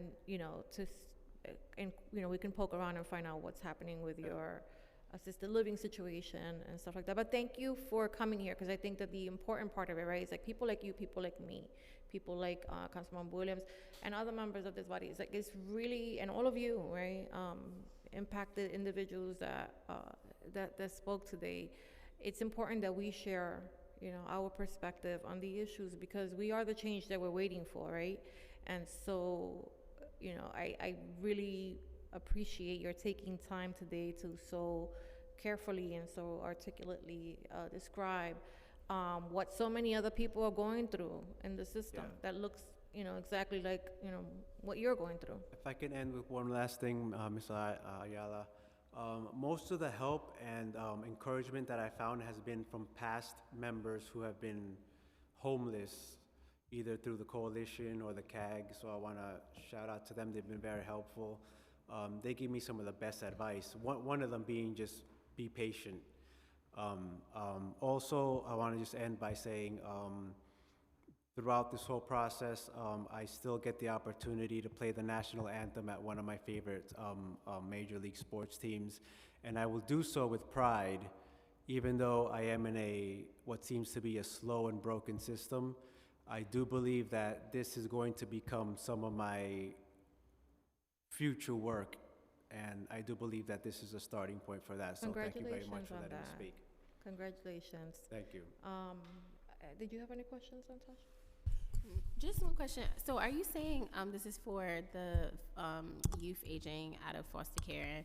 I'm sure Councilmember Stevens would have loved to hear this testimony. But are you essentially saying that the city is in violation of the law we passed last year? Because you said there's 2 laws that passed last year, right? Mm-hmm. Yeah. So what we're saying is that youth who have a foster care background, that they should not have to enter a shelter before being eligible for a City Phelps voucher. Okay, because you had said something in your testimony saying that you were urging DHS to comply. Uphold. Mm-hmm. Yeah. So are you saying that they have not been upholding what they're supposed to do in the laws we passed last year? I'm saying that our young people are still facing housing insecurity. Okay, gotcha. Thank you. And doing a really good job advocating. Thank you. Yeah, I always enjoy interacting with your groups. They're really great. Thank you all so much. We have a number of panels still waiting, so we're gonna try to move this along. But thank you for your testimony here today. Our next panel will be a virtual panel. It will consist of Jennifer Hinojosa, Abby Biberman, Nicole McVinwa, and Carolyn Ioso.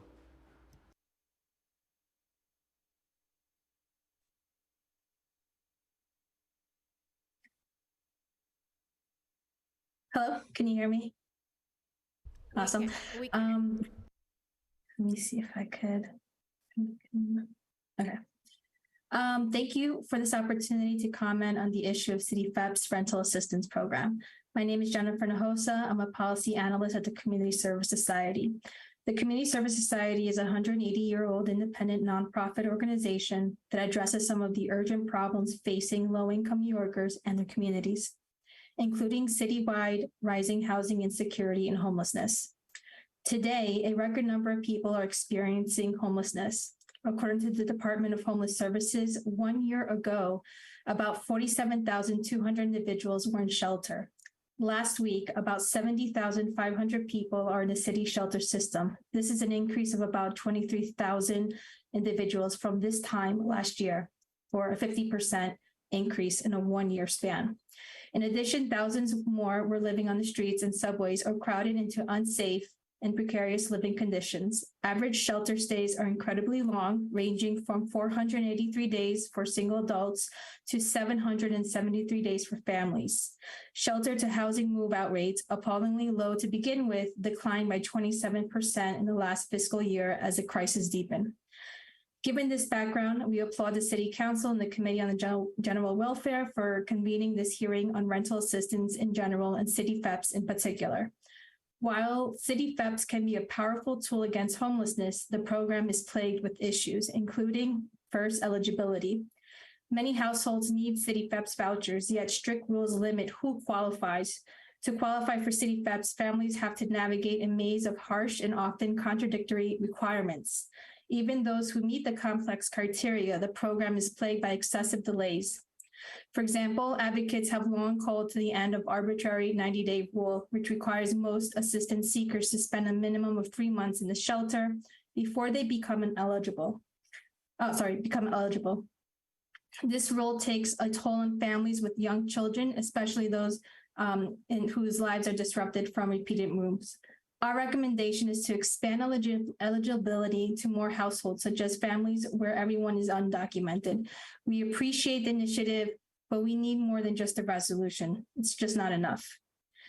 We thank you for proposing the bill to do away with the 90-day rule. The second is delays. Unfortunately, it often takes months for someone with a City FEPS voucher to secure and move into an apartment. Typos, missing documents, and other minor mistakes can cause entire applications to be denied or delayed, which forces some households to stay in shelter for longer than they have to. Our recommendation is to reform bureaucratic processes to make sure that the city and shelter staff quickly process applications and that minor errors no longer result in month-long delays or outright denials. Third, unfair rules. Unnecessary rules make it difficult for voucher holders to secure apartments. Under one rule, the city deducts a utility allowance from allowable rents, reducing the maximum rent. Oh, can I just wrap it up? You can wrap, yes. Okay, so our recommendation to that is to eliminate the utility allowance and ease rent reasonableness rules. My last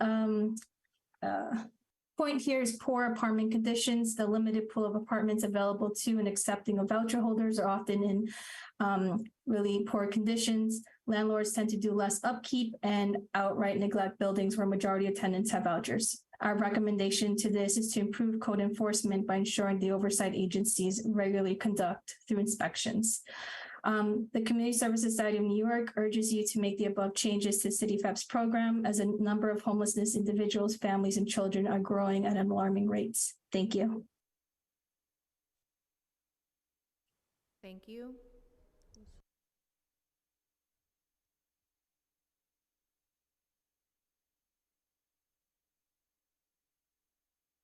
Can I begin? Abby, yes, go ahead. Yeah, thank you. Deputy Speaker Ayala, council members and staff, thank you for this opportunity to speak. My name is Abby Bieberman, and I am the Associate Director of the Public Benefits Unit at the New York Legal Assistance Group. I appreciate the opportunity to offer the following comments and will follow up with detailed written testimony after this hearing.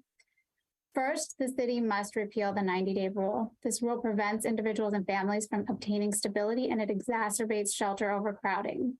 These households have already completed the onerous and sometimes lengthy shelter eligibility application process, and there's no reason why they should need to remain in shelter for an additional 90 days before even being able to start the process of searching for and securing permanent housing, a process which adds even more time onto their time in shelter.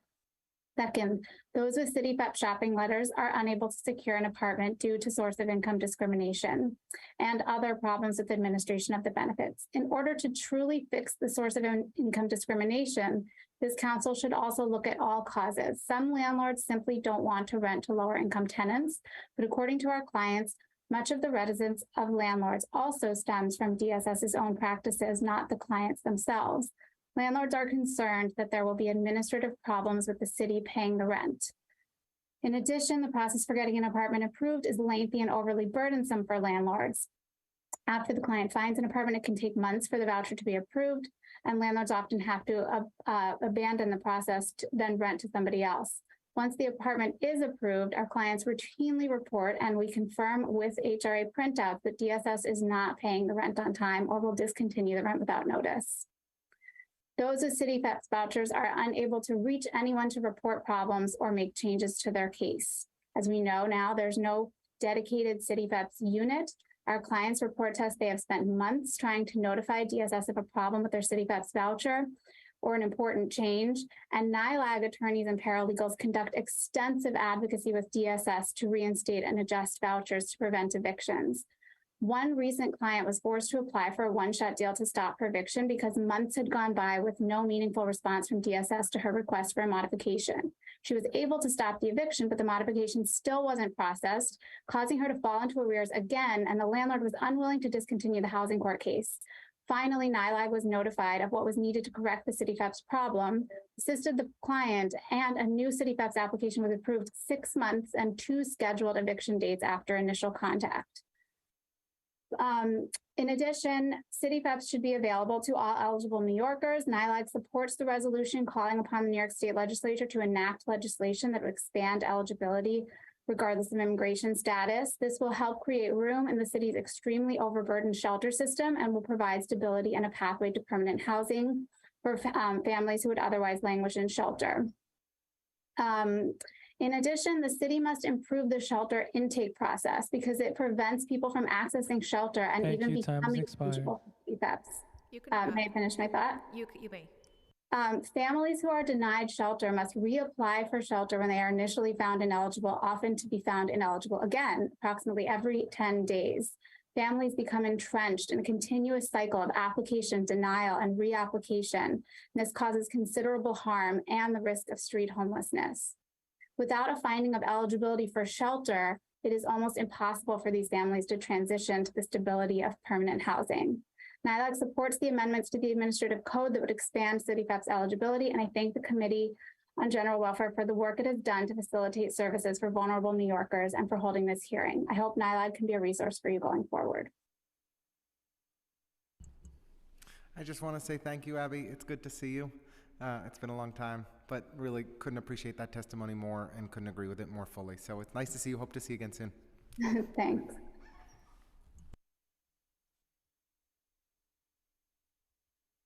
Next panelist is Nicole. Yes. Good afternoon. Good afternoon, Chair Ayala, members of the committee. My name is Nicole McVinue, and I am the Director of Policy at Urban Pathways. Thank you for the opportunity to testify at today's oversight hearing on the CityFEP's Rental Assistance Program. Urban Pathways is a nonprofit homeless services and supportive housing provider. We serve about 3,900 single adults annually through a full continuum of services that includes street outreach, drop-in services, safe havens, extended stay residences, and permanent supportive housing. Our primary concern with the CityFEP's program is the ability to actually use the voucher once it's in hand. As others have spoken to today, the limited number of apartments in the current housing market with record high rent prices and little availability within the fair market rent makes it difficult to locate apartments that meet the rental limits of the voucher. And once an apartment is located, rampant source of income discrimination still keeps people from renting these apartments. One thing that our staff are reporting to us is that when the DHS rehousing unit becomes aware of an apartment that is available that meets the CityFEP's requirements, between 10 to 20 voucher holders are sent to view the apartment at once. So when our client arrives to the viewing, they find a room full of people vying for the same listing. This is creating a sense of competition between apartment seekers, and it's also really discouraging to them. Our clients return from the viewing feeling kind of really hopeless. Many of them have taken off work to go to the viewing and lost a day of pay, adding to their frustration. Source of income discrimination, continues to be an issue. Sometimes it's really blatant where landlords just say that they don't accept the voucher at all.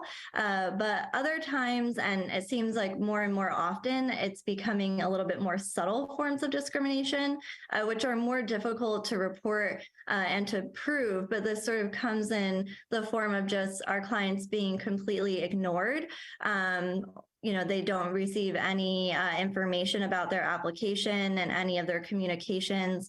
Their phone calls, emails, text messages are just not followed up on, or they're told to come back in a month or some other duration of time, even though the apartment is still clearly available.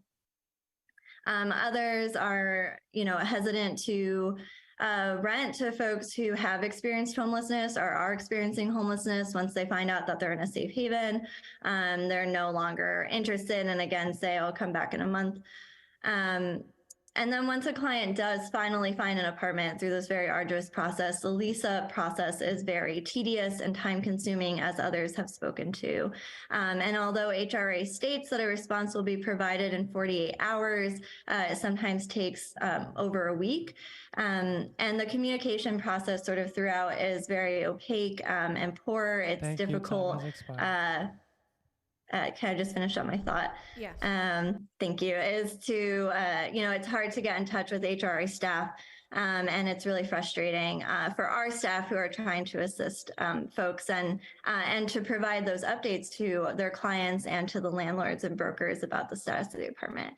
So my written testimony has a list of recommendations and further comments. Thank you so much for the opportunity. Last one, Carolyn. Thank you. Good afternoon. My name is Caroline Ioso, and I am the Senior Policy Associate at Homes for the Homeless, HFH. Thank you to Chair Ayala and members of the committee for the opportunity to share testimony on behalf of the over 600 families with children who reside in our shelters, for many of whom the City Perhaps voucher is a critical lifeline to exit the shelter. We're a nonprofit organization that provides families with more than just a place to sleep. We also provide education, employment, and social services, all with the goal of ensuring families can achieve family and housing stability. And one critical way, as we all know, to do so is through the City FEPS rental program. However, there are some barriers to usage that can make it challenging for families, and I want to focus on lengthy periods of conditional status, which Abby also alluded to, the 90-day rule, and immigration status. And I'm going to discuss conditional status, but the other two can be found in my submitted testimony. Being in conditional status or not having yet been found eligible for shelter by PATH precludes families from accessing several assistance programs to exit shelter, including City FEPS. And in 2022, we found that in our shelters, about a quarter of families at any time were in conditional status. And instead of the purported 10-day investigative period of conditional status while PATH is investigating their case, we found that families were languishing in conditional status for months and months. So 85% of clients waited longer than 10 days to become eligible, and the median amount of time was 40 days. So, you know, I could talk a lot about why this period of waiting is frustrating and confusing, but really ultimately it's hindering a family's ability to exit shelter because they can't access City FEPS. And also, I want to reiterate that their 90-day clock does not start until they become eligible. So we're keeping families in limbo for, you know, over 4 months on average, just totally unnecessarily. And so I'm encouraged and hopeful about the changes discussed today that hopefully can be made so families can access this voucher more quickly, expediting more exits from shelter and mitigating the potentially harmful effects of lengthy shelter stays on everyone, especially children. Thank you so much. Thank you. I agree with everything that you just said. And I want to thank all of the panelists. We have a number of panelists still waiting to be heard. So I want to be as brief as possible, but really want to thank you for coming in to testify. I think that, you know, we're hearing a lot of what we, you know, think is happening, reiterated by all of the individuals testifying today. So thank you for really, you know, championing this issue as well.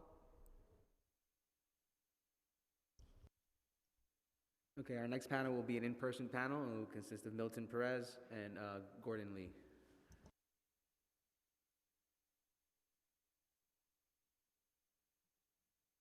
We good? Greetings. My name is Milton Perez. I'm a native of the Bronx, Puerto Rico. I spent over 5 years in the shelter system and in Brooklyn, actually. And I'm a member of Vocal New York, all unions, but I'm specifically a leader in the homelessness union. I took a look at these bills, and to me, this is just trying to get rid of some of the barriers that are in place, which I support.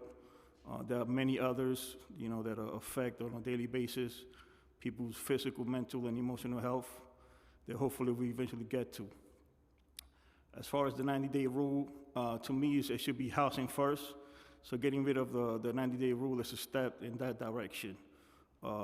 Most people that are in shelter just have issues with affordability, paying the rent, and things of that nature. So the 90-day rule doesn't make any sense to have people going through or jumping all kind of hurdles that whether, you know, speaking to a psychiatrist and psychosocial, all kind of things that many people do not need. And the people that actually need that type of help often don't get it because there's not enough resources to address those issues.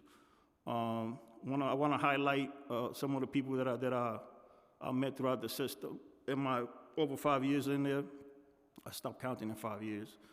There's many elderly people that have immigration issues, whether they're undocumented or they may have a green card and they may need a birth certificate to qualify for a voucher, things of that nature, and have all kind of health issues. And I heard somebody mention, you know, that they're the longest to get out, and the reasons, and actually, many do not get out. You know, there's many people that have died in the shelter. I believe in the past couple of years, there's over 600 people per year that have died due to homelessness in the city, which is shameful. And so I know some of those guys that would have preferred to die in the shelter amongst people that they know than dying in a hospital or with amongst strangers, which is shameful and sad.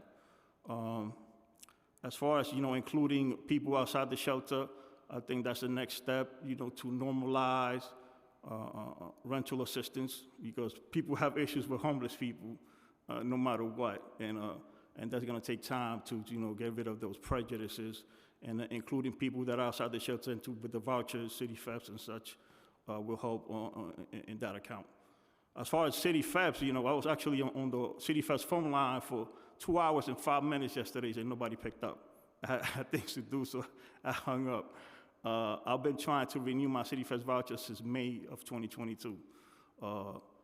People that I've spoken to, you know, told me, don't worry about it, you know, we understand. When they get to you, one more minute, it'll be resolved. Even the people in the management company, I renewed the lease in September. It took about less than a week, and it was renewed. So don't worry about it. Once it'll be resolved. But still, you know, it's stressful. So I commend the city council, the advocates, the pressure in the past couple of years, you know, have helped a lot of people, you know, of people that I've spoken to that are on the cusp of moving out of the shelter system.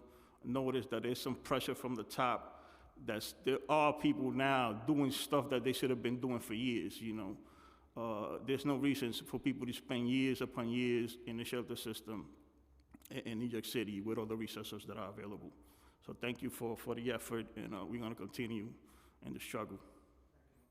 I agree, and thank you, because at every single hearing you're here, and we greatly appreciate your insight on this issue and your dedication to, you know, making a change and, you know, in the way that we house individuals here in New York. I'd like to answer one question that I thought I heard as far as, you know, the quickest that I've seen in the over 5 years that I spent in the shelter system. Maybe twice somebody got out within 6 months. One of them, you know, told me, you know, that he met somebody in the system that heard his story and agreed to help him, and she did. He got out within 6 months. And the other fella had a relative in the system that helped him, you know, he would let us know within 8 months. But that's it, you know. So we need to do better. No, yeah, the system has to work for, you know, for everyone, right? Not just people that are connected or, you know, have a lucky interaction with someone. Yeah, Vogel will have a statement, a testimony as an organization submitted, so look out for that. So we appreciate that. Thank you. Okay. Our next panel will be a virtual panel consist of Micah Baum-Tusilo, Amal Karufi, Christine Joseph, and Jose Perez.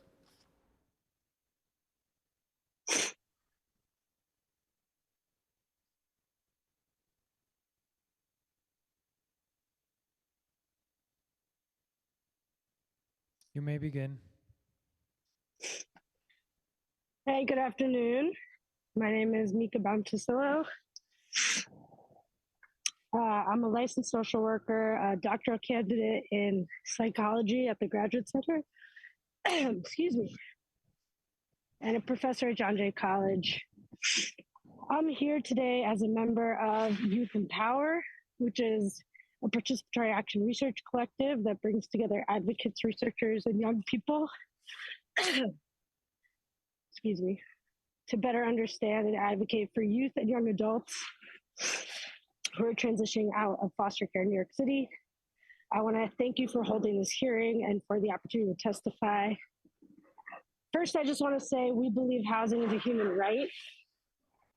And young people with lived experience in the shelter system and foster care fought for these two laws, local laws 157 and 170 in 2021, to break down barriers between young people and housing and to honor this right, that housing is a human right. And we've heard so much about this important work throughout these testimonies.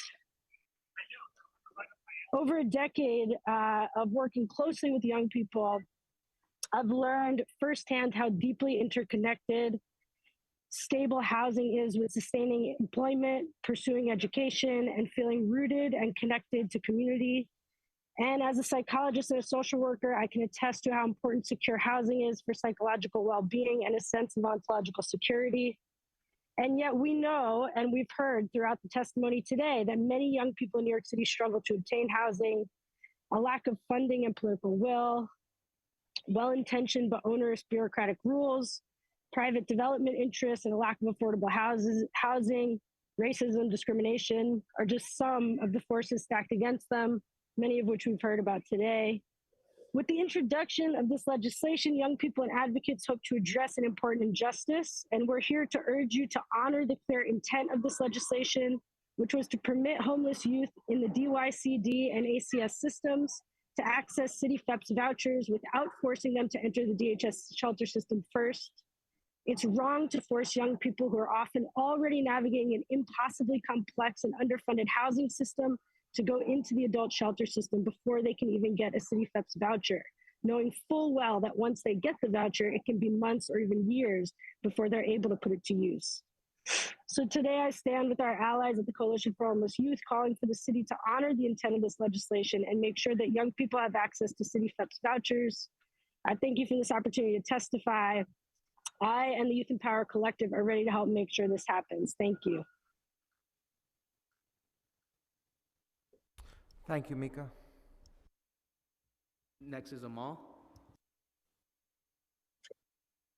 Good afternoon, everyone, and thank you, Chair Ayala, and the rest of the General Welfare Committee for holding this hearing.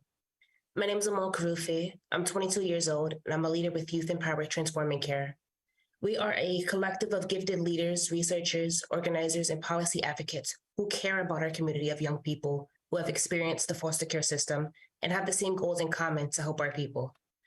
In 2021, we fought to break down the barriers surrounding young people in housing. We trusted you to help us, and now it seems like we're back at square one. We are aware that young people face so many challenges in using these vouchers to get stable housing, but the purpose behind these two bills is to help break down some of those barriers. It's wrong to force youth into the adult shelter system before even applying for a City FEPS voucher. Young people in transitioning out of foster care face long wait times, and it takes years before they can even get stable housing. And their vouchers can expire before then. I know firsthand that some youth are forced to live in unsafe environments where people are constantly taking advantage of you while you wait for housing. Being forced to keep your mouth shut and hide the pain because ACS says because of your age, your placement options are next to none. Waiting for your own housing to live independently takes a heavy toll. We shouldn't have to wait like this. We don't deserve to be re-traumatized. We deserve a home because this is what we need to thrive, establish roots, and reconnect with ourselves. I urge the administration to right this wrong and give our youth access to City FEPS vouchers.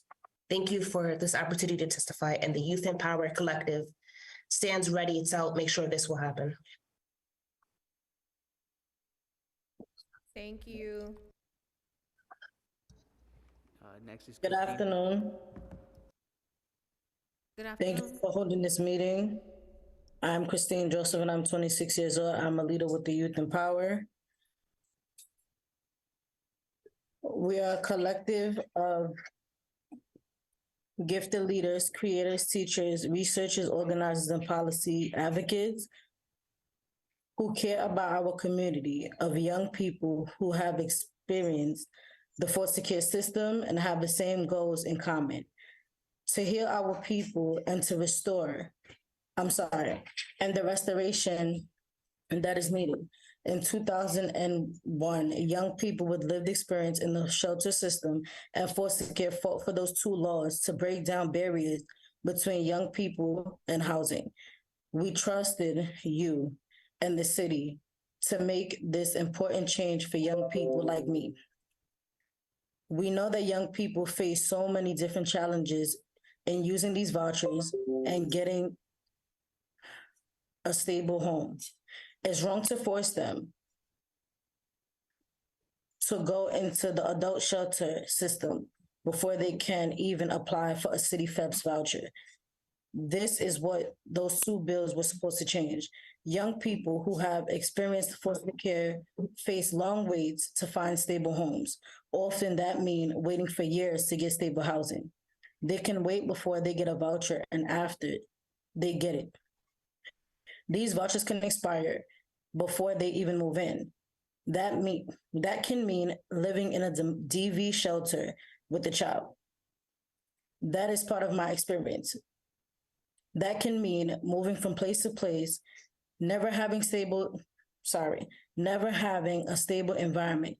Young people are forced to worry about feeling unsafe, a constant reminder, am I ever going to get through this? Young people deserve not to be re-traumatized.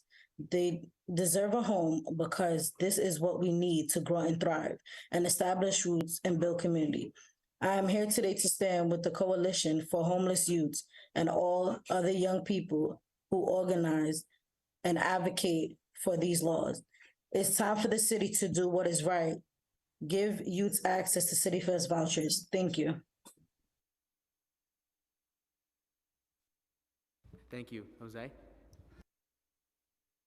Thank you.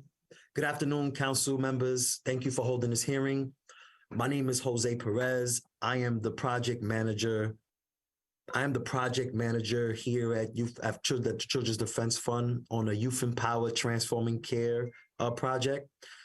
Youth Empower is a collective of gifted leaders, as one of my colleagues just told you, and we care about our community of young people who have experienced the foster care system and have the same goals in common: to heal our people and the restoration that is needed. You know, I bring my own experience in the foster care system to this work and to my testimony before you today. In 2021, young people with lived experience in the shelter system and foster care fought for these two laws to break down barriers between young people and housing. This was a youth-led solution to a very real problem, forcing young people who were in foster care to unnecessarily enter shelters to apply for City FEPS vouchers. That is what these bills were supposed to change. I know from my work with young people in New York City that housing is a foundation for so much else, for a sense of safety and privacy, for a feeling of purpose and self-reliance, for building a family.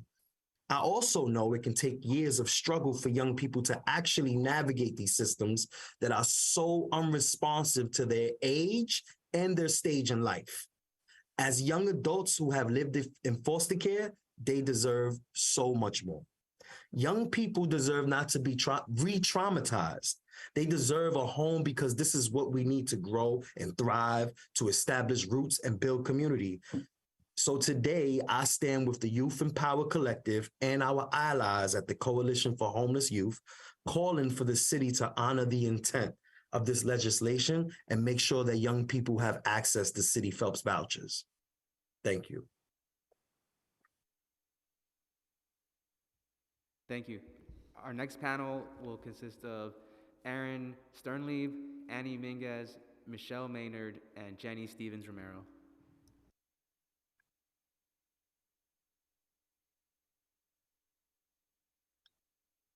Good afternoon. My name is Erin Sternlieb, and I'm the Affordable Housing Specialist in the Civil Justice Practice at Brooklyn Defender Services. I want to thank the committee and Chair Ayala for inviting us to testify today. BDS is a public defense office. We represent approximately 22,000 people each year who are accused of a crime, facing loss of liberty, their home, their children, or deportation.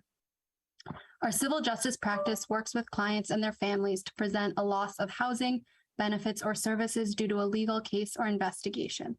The people we serve face significant barriers to access and using city FEPS.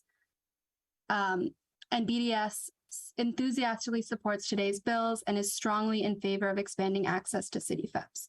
In particular, Chair Ayala's pre-considered legislation regarding rental assistance eligibility will make a huge difference for many of our clients who are currently facing eviction but cannot access city FEPS simply because they do not yet have shelter history. In our written testimony, we offer a number of additional recommendations to strengthen the city FEPS program, but in my limited time, I'd like to highlight a few.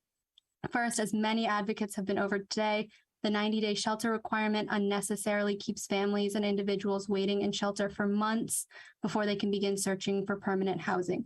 We strongly support legislation to eliminate this requirement and clarify that otherwise eligible shelter residents should be issued vouchers immediately upon entering shelter. Additionally, we urge the council to expand full city FEPS eligibility to undocumented and mixed immigration status households. Without access to city FEPS, many of our undocumented clients have no path out of shelter and no lifeline if they're evicted from their homes.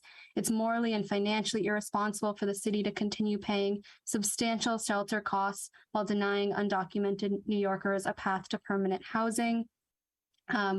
We also know that home base remains severely backlogged and our clients facing eviction can wait up to a year to be issued shopping letters. This wastes crucial time that is needed to search for housing, and we urge the council to ensure that home base is adequately staffed and resourced, and to allow other providers to submit city FEPS applications as well. As important as expanding access is, we know that access to city FEPS vouchers does not mean access to an apartment. Despite New York City's strong source of income protections, landlords and brokers are well aware that enforcement is weak. The council must work with the Commission on Human Rights to strengthen enforcement and make sure that shelter and home-based staff equip voucher holders with the tools they need to actually locate apartments. And then finally, for the city FEPS program to function, it's essential that the apartment approval process runs smoothly. As it stands, the process is riddled with errors, delays, and lapses in communication, eroding trust in the program. We urge the council to establish strict time guidelines for the approval process and make sure that the necessary units at HRA are equipped to meet these guidelines. We also encourage other Time reforms. I'll wrap up quickly, including eliminating the utility adjusted maximum rents, standardizing incentives across voucher eligible groups, and implementing direct deposit. The legislation discussed today is an important step, but we urge the council to consider our recommendations to ensure that vouchers are a true path to permanent housing. Thank you for the time. Thank you. Next, we have Annie. Thank you, Chair Ayala and the council members of the General Welfare Committee. My name is Annie Mingus Garcia. I'm the Vice President of Community Relations at Good Shepherd Services. Good Shepherd Services is both a foster care and a runaway homeless youth provider. Good Shepherd also operates a youth supportive housing program in East Harlem. My testimony today will focus on the importance of having clarity from the administration on their interpretation of the now laws that should this interpretation stand, youth will be forced to enter the adult system to qualify for city FEPS vouchers. These bills disrupted a cycle of inequity, where for years these two populations had not been equally prioritized for the scarce housing resources in New York City and should be upheld. In 2021, I joined my colleagues in the Coalition for Homeless Youth in advocating to expand city FEPS eligibility for runaway homeless youth and youth transitioning out of care by counting their time spent in DYCD and ACS towards the 90-day shelter requirement. Our goal in advocating for these bills in 2021 was simple, that as a city, we should meet the needs of all youth needing shelter and housing in our city. It's our understanding that ACS and DYCD's interpretation of the law is consistent with ours, and that DHS interpretation of the laws is different. The Coalition for Homeless Youth was told by DHS counsel that because of this interagency disagreement, the legislation was reviewed by the city law department, who issued an advisement of sorts that essentially ignores the council's intentions when passing these laws in 2021.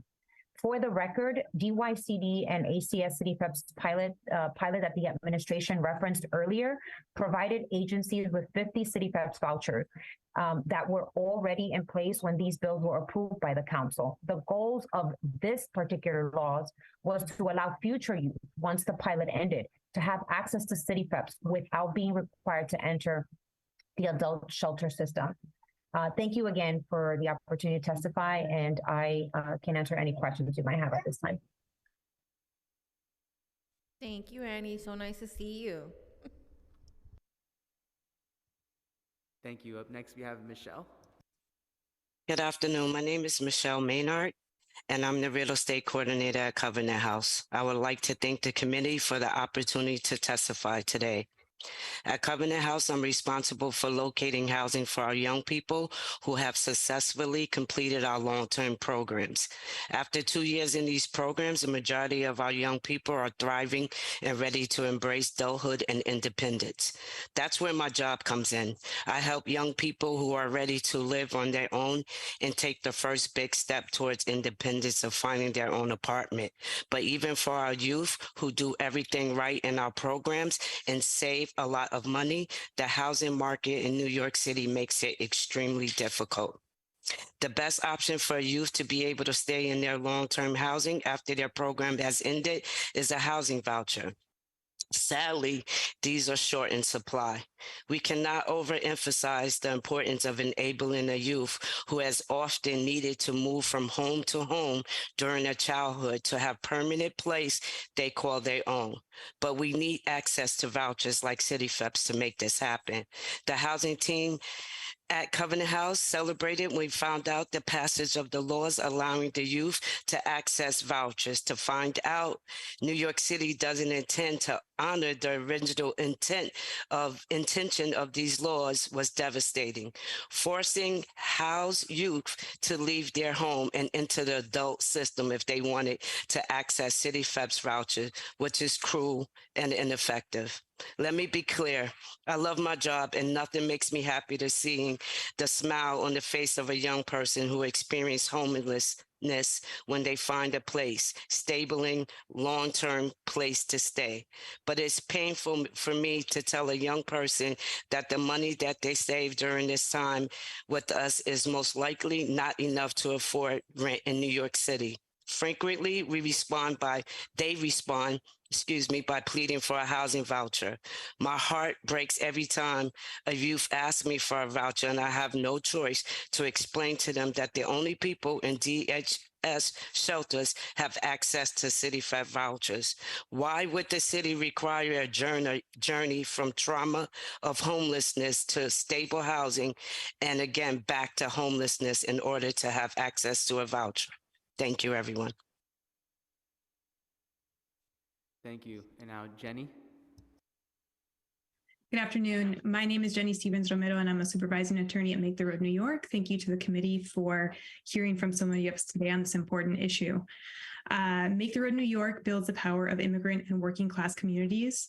And our legal services department routinely represents low-income tenants, many of whom are undocumented and who face instability in housing, mostly due to a lack of affordable housing in New York City. I'm going to focus this testimony on two major issues that we would like to change, and my written testimony will include more details. The most significant change that we think could be made to City FEP's eligibility is expanding it to undocumented New Yorkers. Too many New Yorkers continue to live on an economic brink because of their legal status. Giving undocumented New Yorkers access to stable and affordable housing would give them and their families a chance to flourish here. Too often, Make the Road New York staff have to give the unfortunate news that there is no assistance available to keep them housed simply because everyone in the household is undocumented. Our clients form a part of a backbone of the city, and New York cannot forget these essential members also have a right to affordable housing. Similarly, recognizing the total number of people in a household, including undocumented household members, will result in more affordable rents. Currently, undocumented members of the household are not counted towards the household total for purposes of City FEP's vouchers, leading to a smaller number of bedrooms and a lower monthly rent for those households.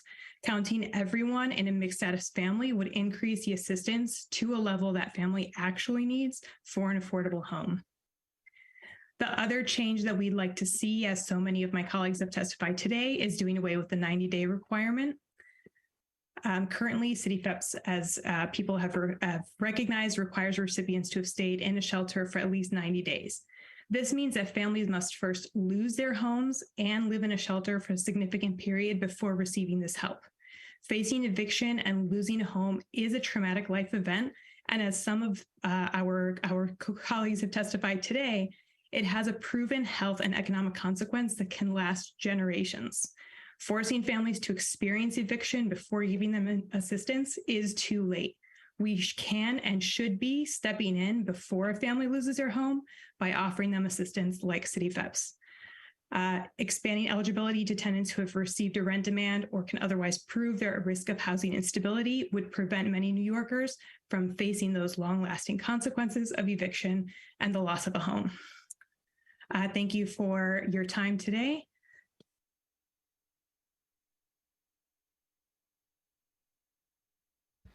Thank you.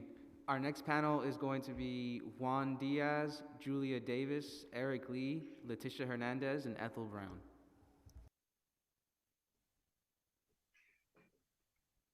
Good afternoon. Good afternoon. Thank you, Deputy Speaker Ayala, for holding today's hearing. My name is Juan Diaz, and I am a Policy and Advocacy Associate at Citizens Committee for Children, a multi-issue children's advocacy organization dedicated to ensuring that every New York child is healthy, housed, educated, and safe.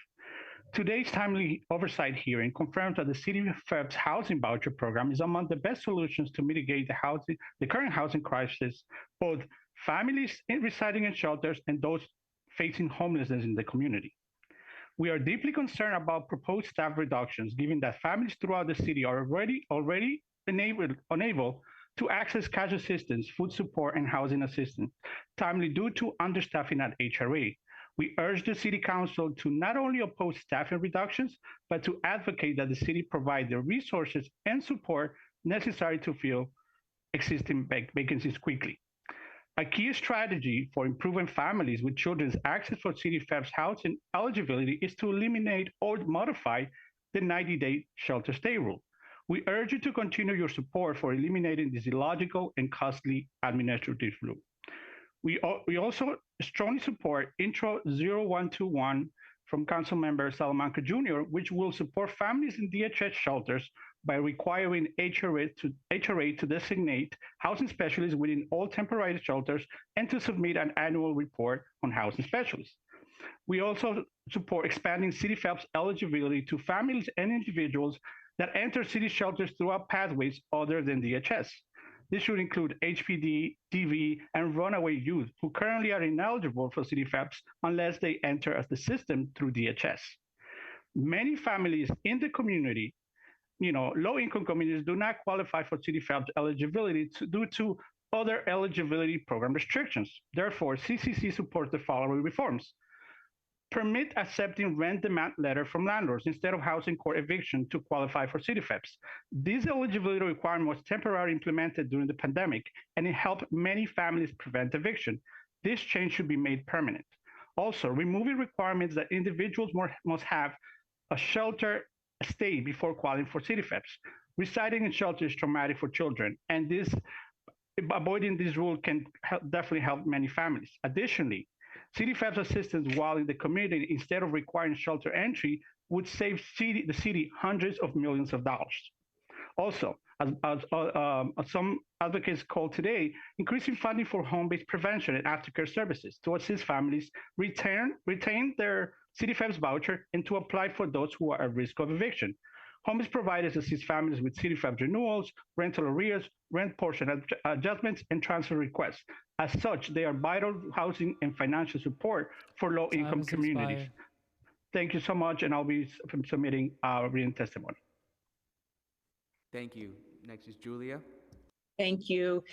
Thank you, Chair Ayala and members of the committee. I'm Julia Davis. I'm the Director of Youth Justice and Child Welfare at the Children's Defense Fund in New York. I want to focus your attention on Local Law 157 and 170. You've heard about this today from the Coalition for Homeless Youth. You've heard from Fostering Success Alliance, Good Shepherd, Covenant House, Citizens Committee for Children, and now from us. These two laws passed year were really intended to break down barriers for young people who have experienced homelessness and have experienced the foster care system. And the bottom line is that what we are hearing is that there is inconsistent interpretation at the agency that is required to actually implement the reforms that young people need, which means we need to hear from you. Young people who have left foster care should not be directed into the adult foster care system before they can get a CityFEPS voucher. That's what years of advocacy from people you've heard today and from people you know well in the community at the intersection of homelessness and child welfare have been talking about. We need to make sure that this reform exists as intended and that the law is interpreted as intended. And the reason that is so is because of what you've heard today, that young people who age out of foster care face enormous difficulties in finding and sustaining housing. CityFEPS is one piece of the puzzle, and we need to get it right. We need to make sure that these two bills, now the law of the land in New York City, Local Law 157 and 170, are followed as intended, that we keep young people out of adult shelters and we connect them with the vouchers that they need in order to find stable housing. I look forward to working with you. I'll be submitting some testimony in support of my comments today, and thank you for your time. Thank you. Next is Eric.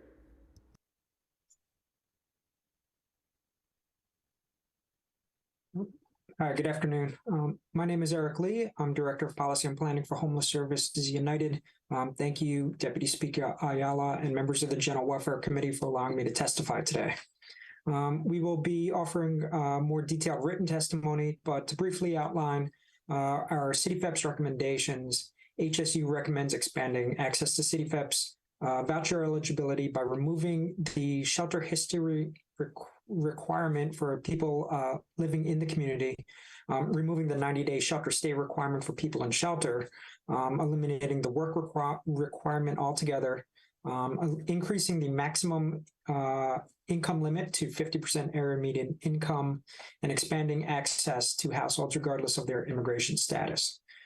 We also recommend eliminating the rent reasonableness test, as well as the utility cost should not subtract from the maximum value of the rent, and tenants should also receive a utility credit in line with Section 8. We support the intention of the preconsidered bills that were mentioned today, but we will offer more detailed recommendations how to strengthen these bills with a written testimony. I apologize for my dog. I want to use the remainder of my time to focus on the city's workforce challenges that are resulting in harm to New Yorkers at risk of eviction and currently experiencing homelessness.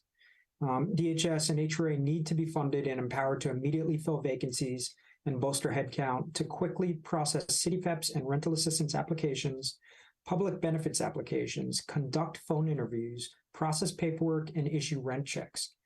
Households are becoming homeless or kept in shelter longer than necessary simply because there's not enough HRA workers to conduct interviews and process paperwork. Insufficient HRA staff at benefits access centers conducting PA interviews are delaying access to CityFEPS because households must first apply for PA in order to process a CityFEPS application. Phone interviews are not occurring within the 7-day time frame, and cases for one-shots and cash assistance are being denied as a result, as well as CityFEPS households being delayed getting checks issued.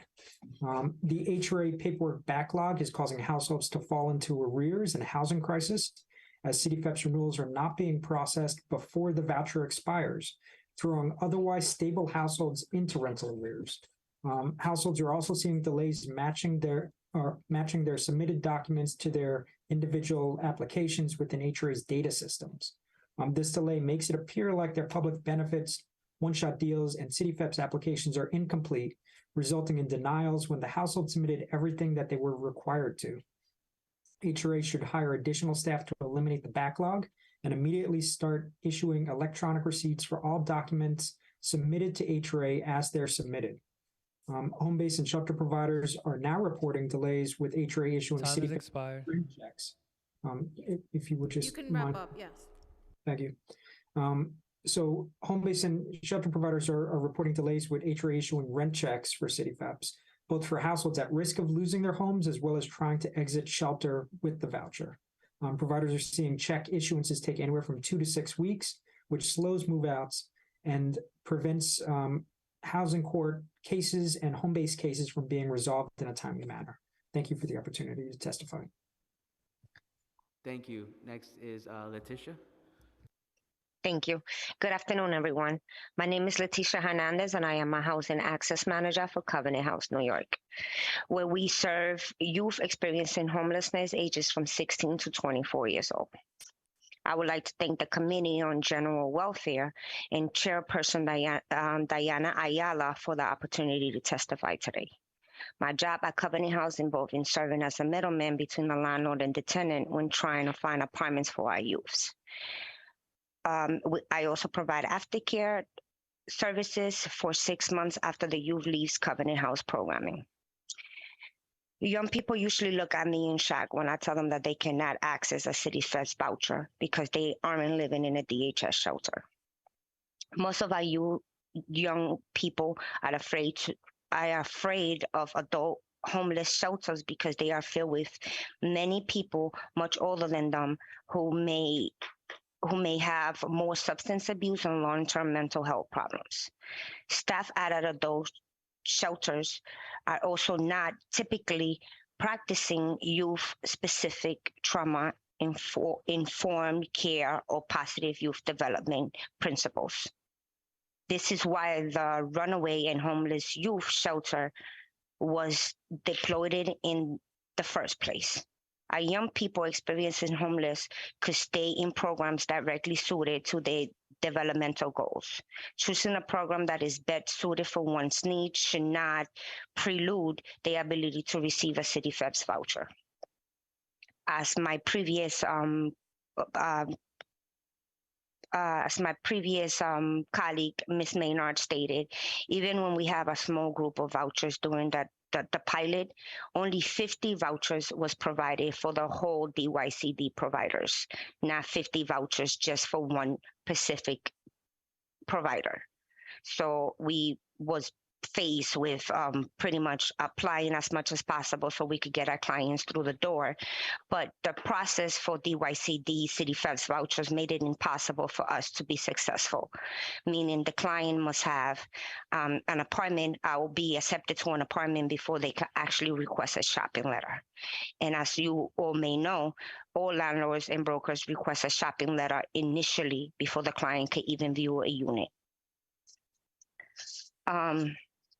Which this is not a requirement for DHS shelters, who can more easily obtain a HUD shopping letter. In summary, we are not asking for anything new. We are asking for the same vouchers that DHS clients have access to. It would be a basic human right for everyone who is experiencing homelessness to apply for any voucher that anyone else in the same circumstances can apply for. A young person should not be denied the opportunity of having. May I finish? You may. Thank you so much. A young person should not be denied the opportunity of having their own home because they choose to receive services in a system best suited for their developmental needs. We are respectfully asking the city to honor the full intent of local law 157 and 170 of 2022 by providing equal access to our youth in a DYCD system to CityFeds vouchers as adults in the DHS shelter. I want to thank you for the opportunity to talk, and I will also gladly answer questions. Thank you. Next is Ethel. Hi, how are you? I thank you so much for allowing me to speak. I'm walking right now trying to go and pick up my grandson. And so if you hear a lot of noise, it's because of that. I apologize for that.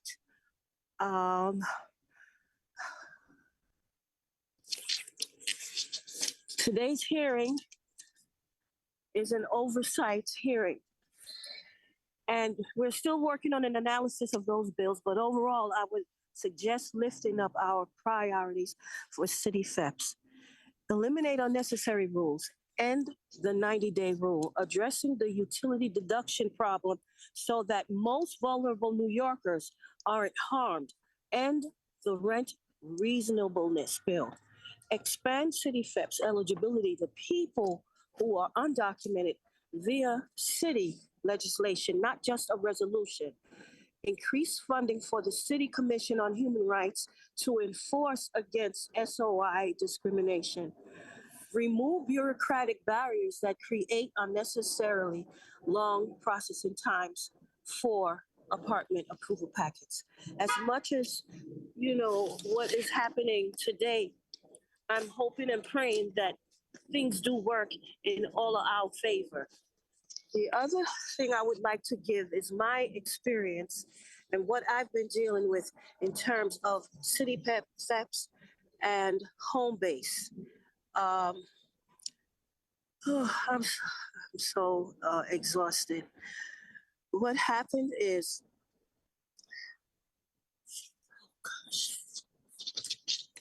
pardon me for this. I'm with Safety Net activists, Vocal New York, as well as Neighbors Together. My family and I are City FEPS voucher holders. I live with my daughter and my 2 grandchildren. My family and I found an apartment in May of last year with our City FEPS voucher. First, they told us we would be able to move in June. Then it became July, then August, then September. We weren't able to fully move in until October 1st of last year. It took over 5 months from when we found the apartment to move in. It should never be that way. We were back and forth with the landlord, broker, and home base for months. Home base was like a merry-go-round. We kept going back and forth, bringing more and more documents with no results. There was nobody to contact at City FEPS. We almost lost the apartment because of all of the delays. At one point, we were told that we made too much money, even though I was on public assistance and my daughter was working, and we barely Time had enough expired. money to pay for our bills. Can I finish, please? You may. Okay. Pay our bills. The income limit needs to be changed to help low-income families who are working. All of the stress and the issues with the moving paperwork caused us to get sick, caused a lot of unnecessary health issues. This also affects the children. My grandson worries about where we're going to be and whether we will have our own space. Home base and HRA need more staff. They could hire members who are on public assistance for those jobs. They need more staff so that people's paperwork can be processed and people can get housing. They also need to include City FEPS Access HRA, that people can see the status of their City FEPS vouchers and application. Now, even after we moved in, we are having issues again. Even late November, we've been trying to get our rent paid. We called for weeks with no response, have other people assisting, nothing. Finally, in January, we're told that the rent wasn't paid because of a computer glitch, but they couldn't fix it. It still hasn't been fixed. The landlord is constantly calling us. In addition to fixing the systems that make City FEPS so difficult, we call on the council and HRA to get rid of the 90-day rule, also make it easy for families facing eviction to access City FEPS. The 90-day rule is an insult. Housing is a human right. You shouldn't have to stay in the shelter system to get help with housing. And I also would like to say that we don't need any more people suffering. I don't want any more of this generational homelessness. It's not right. Thank you for the opportunity to testify. And I thank you, City Council, for all the assistance that you all have been doing and the many organizations out here. Thank you so much, Ms. Brown. That was great. You're welcome. You're welcome. Thank you. Send our regards to your grandson. Thank you. Oh, by the way, I wanted to say to you all, I was just in the hospital again. And while in the hospital, I was there during the time of the nurses' strike. And I wrote a letter to the mayor on behalf of that, because they not only were thinking about their benefits and income, they were also looking out for the patients. I was in the hallway. I was in the hallway, not in a room. Oh, Thank you getting so much for that. service. So I wanted to let you all know that, and this has really caused me illnesses that I shouldn't be having. Thank you. Thank you. Thank you. Thank you. Our next panel will consist of Sarah Wilson, Natalie Holdwin, and Scott Andrew Hutchins.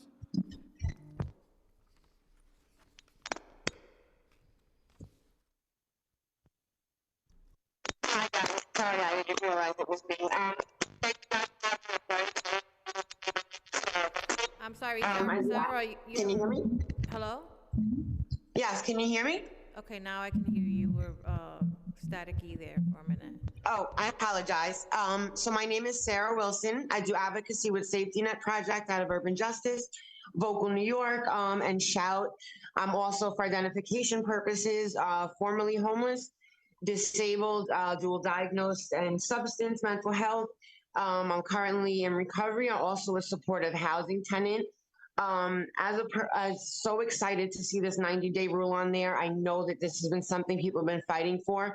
I would like to just correct it. It's actually 120 days because you must do a 28-day intake before you get to the permanent shelter, which then is the 90. So after that 4 months, you know, a lot of people break down in the capacity that they once entered the shelter, maybe with hope or a little you know, less affected by the conditions of homelessness, which unfortunately there's no function that that policy serves to have people wait that extended amount of time. As a person that came in with documents in hand that expired twice over before I was able to get someone to complete my package.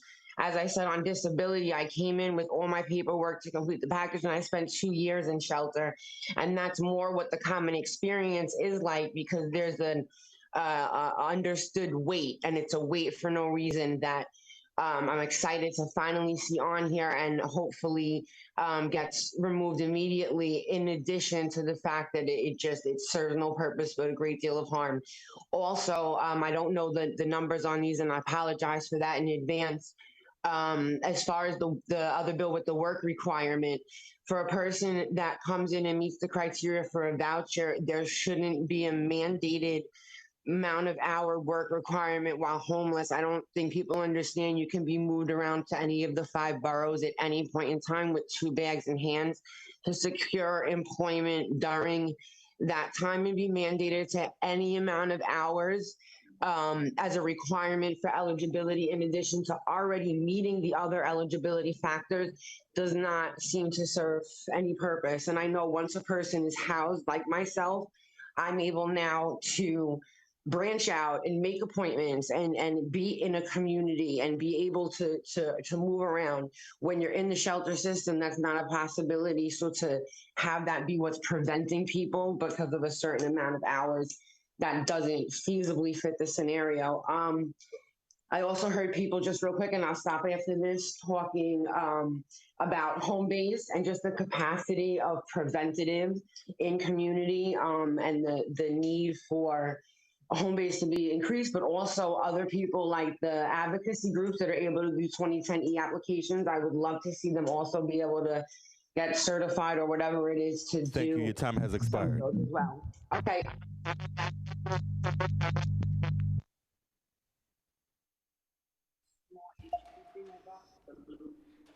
Thank you. Next we have Natalie.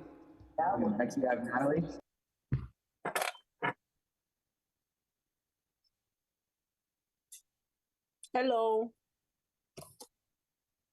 Hello. Hi, can you hear me? We can. Yes, we can. Okay. Hi, my name is Natalie Maria Hogan, and I am 37 years old, a Bronx resident, and the mother of 3 young children. I just want to thank Diana Ayala and Kevin C. Riley for holding this public hearing regarding the Committee of General Welfare. I'm speaking to you just because I struggled with a substance abuse to opioids, ecstasy, and Molly, and I've been sober for the last since April 22nd of 2019 to the present day. with all drug toxicologies to back that up. Are you hearing me okay? Because it seems like it's a little delayed. Yeah, no, we can hear you. All right, awesome. All I'm saying is, you know, I've been through a lot. I've been through the shelter system, and I got a fixed advantage voucher. Give me 1 second. Let me just get my notes. I got a fixed advantage voucher in. I had a fixed advantage voucher in 2011, and that fixed advantage voucher helped me a lot. But unfortunately, we have a lot of landlords that, even though your fixed advantage voucher covers your full amount of rent for a year or whatever amount of time that you are given after you come out the shelter system, which I spent 4 months in, by the way, when you get this fixed advantage voucher, it's supposed to be rent free. Unfortunately, you know, there's a lot of slumlords, a lot of landlords that, even though with this voucher, they charged me under the table and I had to pay extra money. I am very thankful for HPD Section 8 for approving my voucher in the end of 2011. I was able to go from a fixed advantage voucher to a Section 8 voucher, HPD. And I just want to say that I have 3 children I have one son, Noah Gomez, that's severely disabled in a nursing home for children with disabilities. And my other 2 younger children, 6 and 7, Juliet and Jameson, are actually in the foster care system. I've heard so many testimonies today that have moved Time has me expired. beyond belief. Expired. If I can just finish saying, I'm going to keep this short. Go ahead. I just want to say thank you so much, Diana Ayala, for all your all the things that you have done. I'm going to have more information regarding my testimony in the written report. So if you guys have any questions or any more information, you can look up into it. And all I'm asking is to be reunited with my children. I've completed everything the Administrative for Children's Services have requested of me. I've been sober since April 22nd of 2019. I got my certificate from the Bronx Mental Health Court.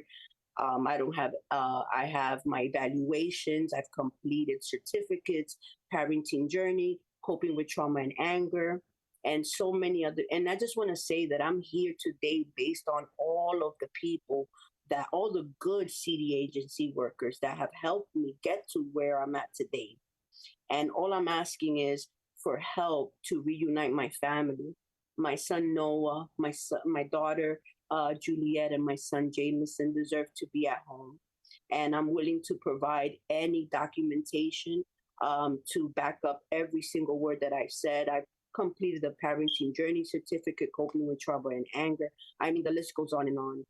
And I also graduated from the Bronx Mental Health Court. And all I'm asking is for the people in our community, Black, Brown, and Latinx, which I am from. I'm Dominican American. And I'm just asking for, communication can bring about change, but we need to try to be kinder. Agency and city workers need to treat our community with more respect and more kindness and more understanding. And I'm only here from the mercy of God. And to sit here before you today and be able to stand here and give my testimony, it's unbelievable. And I just want to thank everybody from Steps to End Family Violence, Nabui, Marguerite Ferre, and everybody from Drug Treatment Center, START, Ms. Black. Thank you so much for all of your support. I also want to thank Honorable Judge Lawrence from the Bronx Criminal Court system that saw my hard work, even though I, through reasonable accommodation, was not able to continue my inpatient drug treatment center, but I did accomplish it outpatient. And I did receive my certificate, and I have been sober for the last 3 years. And I have a 3-bedroom apartment for my children. And I have letters and letters and letters from therapists, from the Institute for Family Health. Maria Toro, thank you so much, my love, for everything that you've done. And, you know, I just want to say that, you know, we have to be better to each other. We have to be kinder. And we have to help our city agency workers that come from our Black, Brown, and Latinx community to support those that come from their own community. And I want the city to help educate them better, offer them more services, offer them more education. And all I want is to reunite my family. And my children were removed October 22nd of 2018. And it's January 18 of 2023. And I've done everything, and all I'm asking for is to be reunited with my children. I don't want my children in foster care now to end up homeless after 18 years old and not have a place to live. My Section 8 HPD was terminated due to negligence from an attorney from the Bronx Defenders. Natalie, Yes. Natalie, you hear me? Yes. Okay, I don't want you to share all of your personal business because this is gonna be on record. But what I want to say is that I'm really proud of you. I know that it's really, really hard to do what you have done. And I want to thank all of the people that took it upon themselves to offer you a helping hand, because that's also very unusual. You've gotten, you know, this far, and those people helped you, but you did this. And so congratulations on that. And I'm happy to be helpful if I can. You can, call my office, and maybe, you know, we can connect with your caseworker and see how we can be helpful. But I'm just so proud of you, and I want to thank you for having the bravery to come here today, because being vulnerable and sharing so much of our, you know, ourselves and, you know, our difficult times, right, that we struggle with, and everybody does, is not always easy, but it's important because it humanizes it. And I'm sure that there are people that are watching that have a similar story and that maybe don't dare, you know, to share that story because they've been conditioned not to. And they need to see that there are people like them that have overcome and continue to struggle, but continue to fight back every single day. So call my office. I appreciate you coming today. Thank you so much for your testimony. Thank you. Thank you. Next, we have Scott Hutchins. My name is Scott Andrew Hutchins, and I am currently in the 3rd year of my City VEPS voucher and very concerned if I hit year 5 without finding steady employment. I just turned 47 years old. I came to New York City as a graduate student in 2003 and completed my master's degree in 2005. In 2012, I entered the shelter system because medical issues in my back and legs make anything but desk work unsustainable for me. The only reason I got into an apartment on City VEPS is because Urban Justice Center intervened after DHS had an in-house doctor declare me mentally ill after numerous independent specialists had not, so that they could move me into supportive housing where I could be drugged up and continue to make them money without causing a nuisance. Submitted as evidence on my behalf were Excel logs of 3,895 job applications since 2012 that resulted in a mere 33 job interviews that were mainly scams. I'm here to demand several corrections to be made to the City VEPS program, the first of which is expanding eligibility. The shelter system costs the city more than double each month to house people in shelters rather than apartments, but City VEPS, like the linked voucher I had before it, is dependent on the whims of employers in a weak job market where employers continue to ghost potential employees and claim that no one wants to work.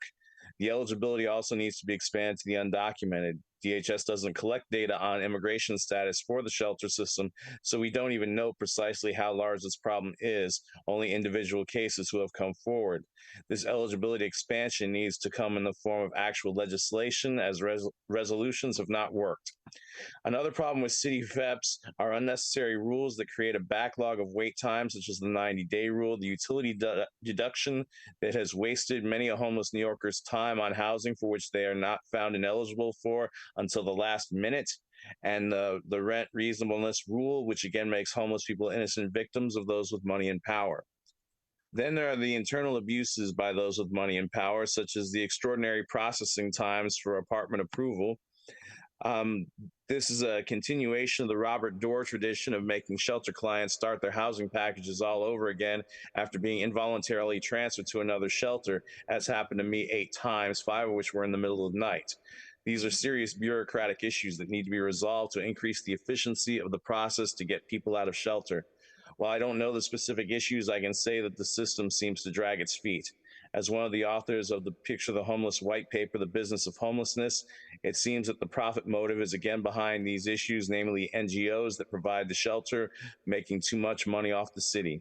It did not surprise me to learn that in 2019, the CEO of Bushwick Economic Development Corporation, which runs Eddie Harris Men's Shelter, the first shelter to which I was sent after Bellevue, was convicted of embezzlement, something that I believe to be true 7 years earlier, simply based on the fact that they kept running out of food before the serving period was over. Finally, there needs to be an expansion of the source of income discrimination. I'm wrapping up. An expansion of the source of income discrimination unit in the City Commission on Human Rights. This unit is underfunded and has too few attorneys to deal with the magnitude of the problem. Brokers and landlords have been repeatedly identified as serial discriminators against those with vouchers. If the enforcement were not so lax, there would not be the rampant problem that it is.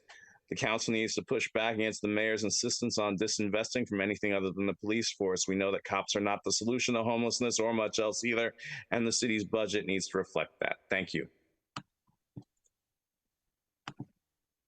Thank you. We have now heard from everyone who has signed up to testify. If we inadvertently missed anyone who would like to testify in person, please visit the sergeant's table and complete a witness slip now. If we inadvertently missed anyone who would like to testify virtually, please use the raise hand function in Zoom and I will call you in the order of hands raised. Seeing no one else, I would like to note that written testimony, which will be reviewed in full by committee staff, may be submitted to the record up to 72 hours after the close of this hearing by emailing it to testimony@council.nyc.gov. Deputy Speaker Ayala, we have concluded public testimony for this hearing. Thank you, and I want to thank all of the advocates and impacted individuals who came in today to testify and took the time and waited, to share their stories with us. I think that we've all learned a lot through today's hearing, but also heard a lot of feedback that was pretty consistent with kind of how we're seeing things, managed at the different agencies. So thank you all so much. And with that, this hearing is adjourned.